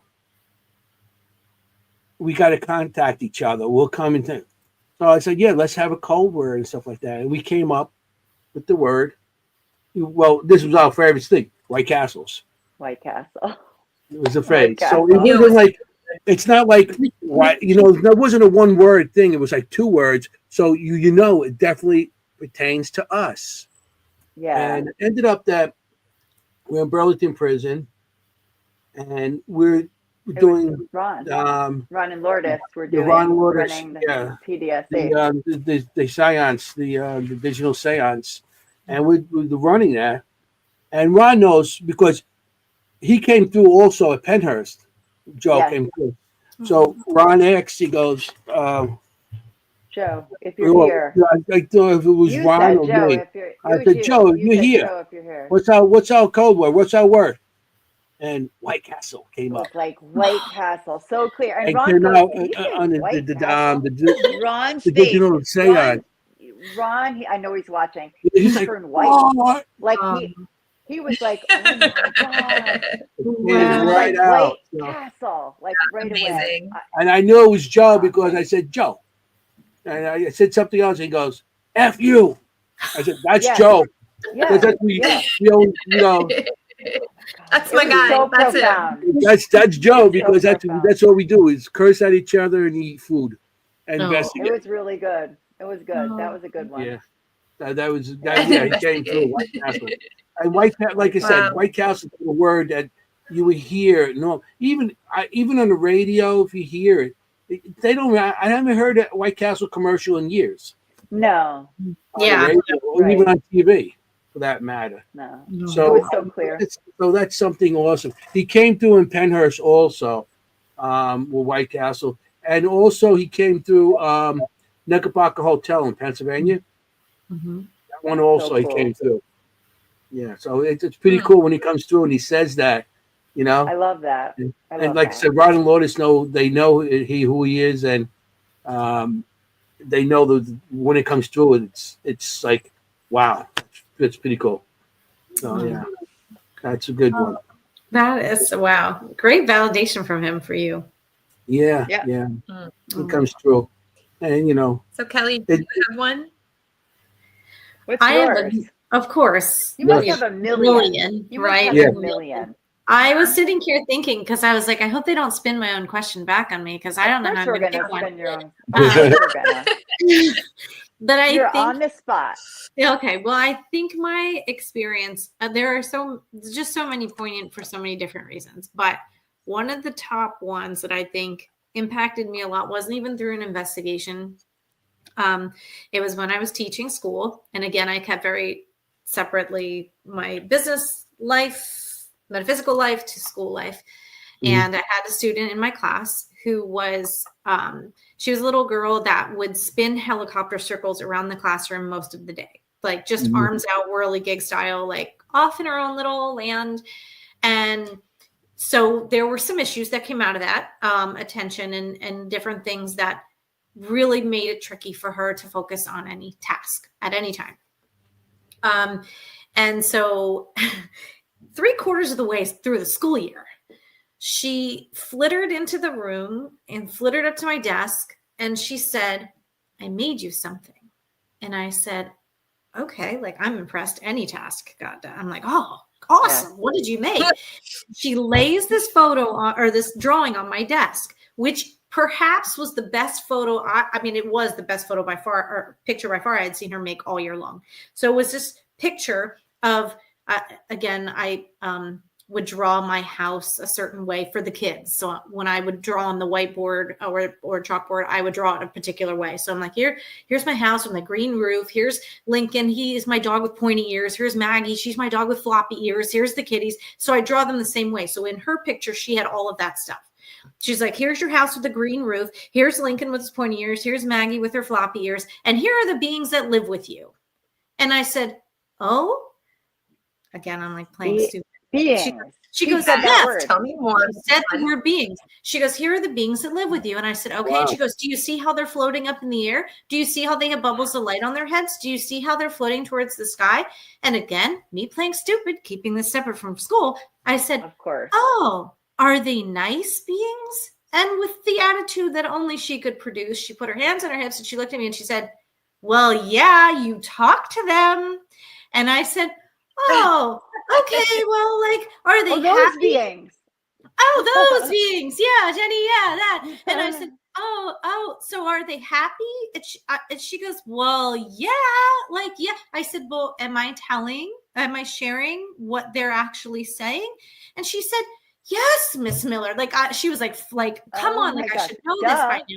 And then she kept telling me details of the photo, of the picture that she drew. I say photo because it was so realistic for her. So it was like, you know, she put lights around their heads, and I said, now, are they always at my house with me? And she goes, well, not always. And sometimes they're different if you're around other people. Like, she had already heard all this stuff in her meditation, apparently. Yeah. And then she comes in and she shares this with me. And she put the most time and effort into not only her picture, but the explanation. And then she focused on our conversation for probably darn near 8 minutes about what she drew and me asking pretend stupid questions about these beings. And then she like flittered off for the rest of the day and then did helicopters as per usual. It was this like divine moment of like whatever her willingness to produce this picture for me. Wow. Shared with me, and I thought to myself, I'm doing the right thing. Like, I thought this is what I'm meant to do. You know, it's teaching, whether it's in the classroom or a different way, but I was very thankful because it was just such an impactful moment. It didn't even come from an investigation. It was just like, this is your path. Like, and it means a lot that, you know, the kids were so comfortable about sharing. Yeah, I was impressed too, Mary Beth. I didn't think she would ever, like, she just focused so hard on this. And I actually took a picture of the paper. I kept the paper somewhere, but I wanted to make sure I had a copy. So I took a picture of it with my phone, and I still have it on my phone because it's just a moment that, to me, I won't forget, because those you know, kids don't have the filter that adults have. And so I know that she's relaying to me exactly whatever came to her. And I was very thankful for that. So it kind of was very validating and impactful to me in a different way, but only on the edge of the paranormal, I guess. That's awesome. Okay, you find everybody there. Yeah. You got somebody, you got a child there that's open to it because they're not close to it like a lot of parents, like a lot of adults get because of everything going on in her life, you know. And she was open to it, and she just laid it out for you. Time. Time would stop. Yeah. Does she have? Did she ever do anything else like that? Like, does she have the abilities? Like, I think she definitely. Yeah, I think she was very sensitive. I had some kids that were very sensitive over the course of time. You know, of course, the one right at the last year, you know, seeing things crawl out of her wall. Like, they would tell me about what they would dream. They would talk about how they'd see their grandparents in their room at night. Like, no conversations did I ever start, but they would talk about it. They'd say, you know, about their pet that passed away. And then all of a sudden they saw them laying at the foot of the bed again, but they knew that they had died. And it's all very kids speak, but they had lots of experiences. I had a couple different holistic healing spaces throughout my time before I just kind of transitioned mostly to readings. But there was one client who came, and she'd dropped something off at my space. She literally came in, handed me whatever it was at the time, and left, and got back in the car. And her son had come with her in the car. And she said, "You'll never believe what my son just said to me." And I said, okay, again, hadn't interacted with him. He just came along. She said, "We got in the car and he said, 'Mommy, is that the lady who talks to angels?' And she said, 'I never once told him what I saw you for, what you did. I never once talked anything about it.' And she said, 'Do you think that that's what, you know, she does?' And he said, 'Yeah, she does it good. She does it right,' or something like that." And again, it was that validation of like, okay, thanks, universe. Like, I didn't ever have a conversation with that person about that. But kids know, they just know, you know. And there was another little boy who was just like, staring at the back of the friend's head that was in front of him in line. And he was just like tilting his head down and he was staring. And I just walked up to him, another little like whirligig in the classroom. And I walked up to him and I said, "What are you doing?" And he said, "I'm reading his mind." And I said, well, Yes. I read, he goes, I said, "I read minds too, you know." He goes, "I know, let's go to phys ed." And he was back in it. Like, it was just like it never happened. Oh my God. So there were so many like cool moments that was very, I very love it. And it was like, you know, I'm aside, reading let his alone mind. spirit interaction and things, but the kids were they just don't have the filter. And it's so beautiful. And it's beautiful when, you know, their parents are open and ask them questions, because I think that's thankfully a really great side effect of the now time frame versus growing up, you know, before you didn't have as much open-mindedness to those possibilities. But you know, I think the best thing is just to ask questions. Like, if you have a kid that is sensitive in your life, just ask questions. And when they time out, you time out. Don't push. Just they'll come back with more. You know, they'll come back with more. So. In Gettysburg, I always have somebody come on the table with kids, and they tell me what they see and everything. And I listen to them, and, you know, and the parents sometimes like rolling their eyes and stuff like that. And I always say, don't dismiss it. Don't dismiss it. Just talk to them about it. And, you know, that's all you could do. You know, you can't take, you know, with the parents, you can't just tell them what to do. Just give a suggestion and, you know, just work with the kid. And drawing pictures too. You know, drawing is really a great idea. Really big, because also a lot of the times too, it allows them kind of a focus for that. Sometimes it's through symbols. So sometimes it's through particular shapes or colors or whatnot, until they get a little older, and then maybe it takes some more shape and form. But allowing them to get it out in one way or another, even if they can't vocalize it, you know. Yeah, that's another question I get, because, you know, I do the spirit art, and that's what I do. I draw the spirits, and they question that too. You know, like you've seen that, and then, you know, that opens it up to them they could do it also if they can, you know, maybe just draw. And so I say, if you see something, I tell them, you know, if you see something, draw it. You know, even if it's like a little stick figure, it's something just to get it out of them. You know, so that's awesome. Yeah, we're coming to the end of the show soon. I really think that's our natural, normal state. Yeah, it is.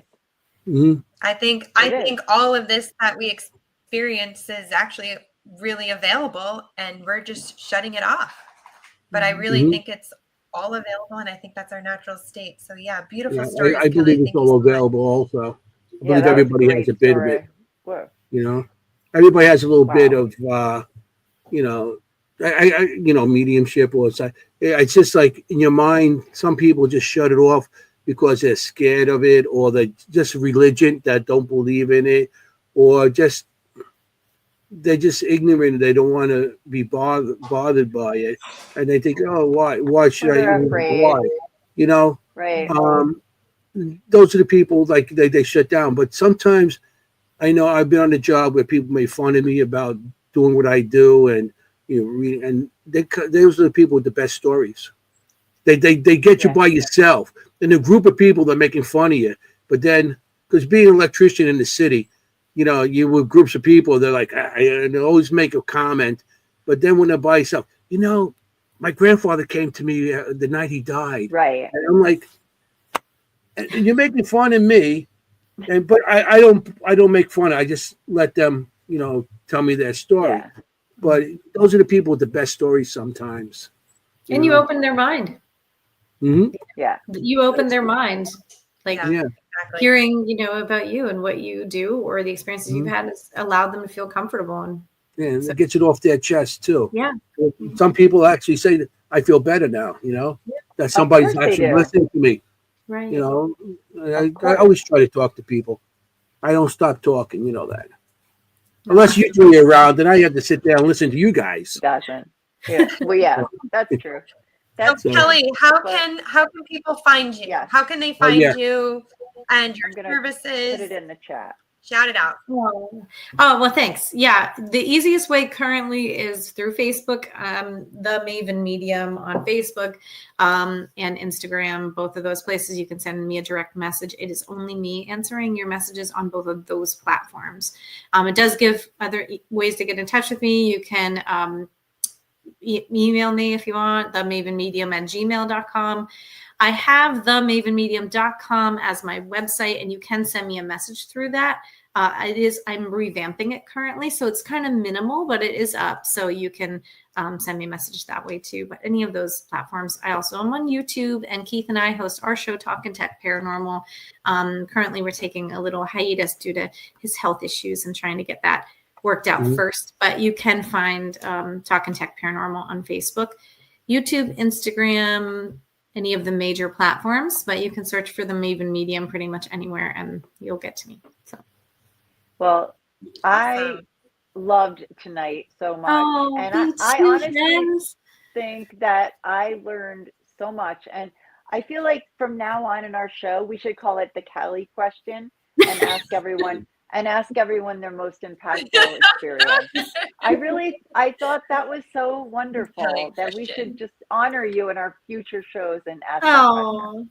Oh, you're so sweet. Really, I just love hearing about you all too. So I'm so thankful that you'd have me on, and it went so fast. Oh my gosh, it went so fast. It did go too fast. It went too we fast. could have talked all night to you. Yeah, well, it's a 2-hour mark, so we have to end the show, which I don't want to, but I know we'll get in trouble. We'll get in trouble. Yeah, thank you, Kelly, and thanks everyone for joining again tonight. Thank you so much. Thanks, everybody.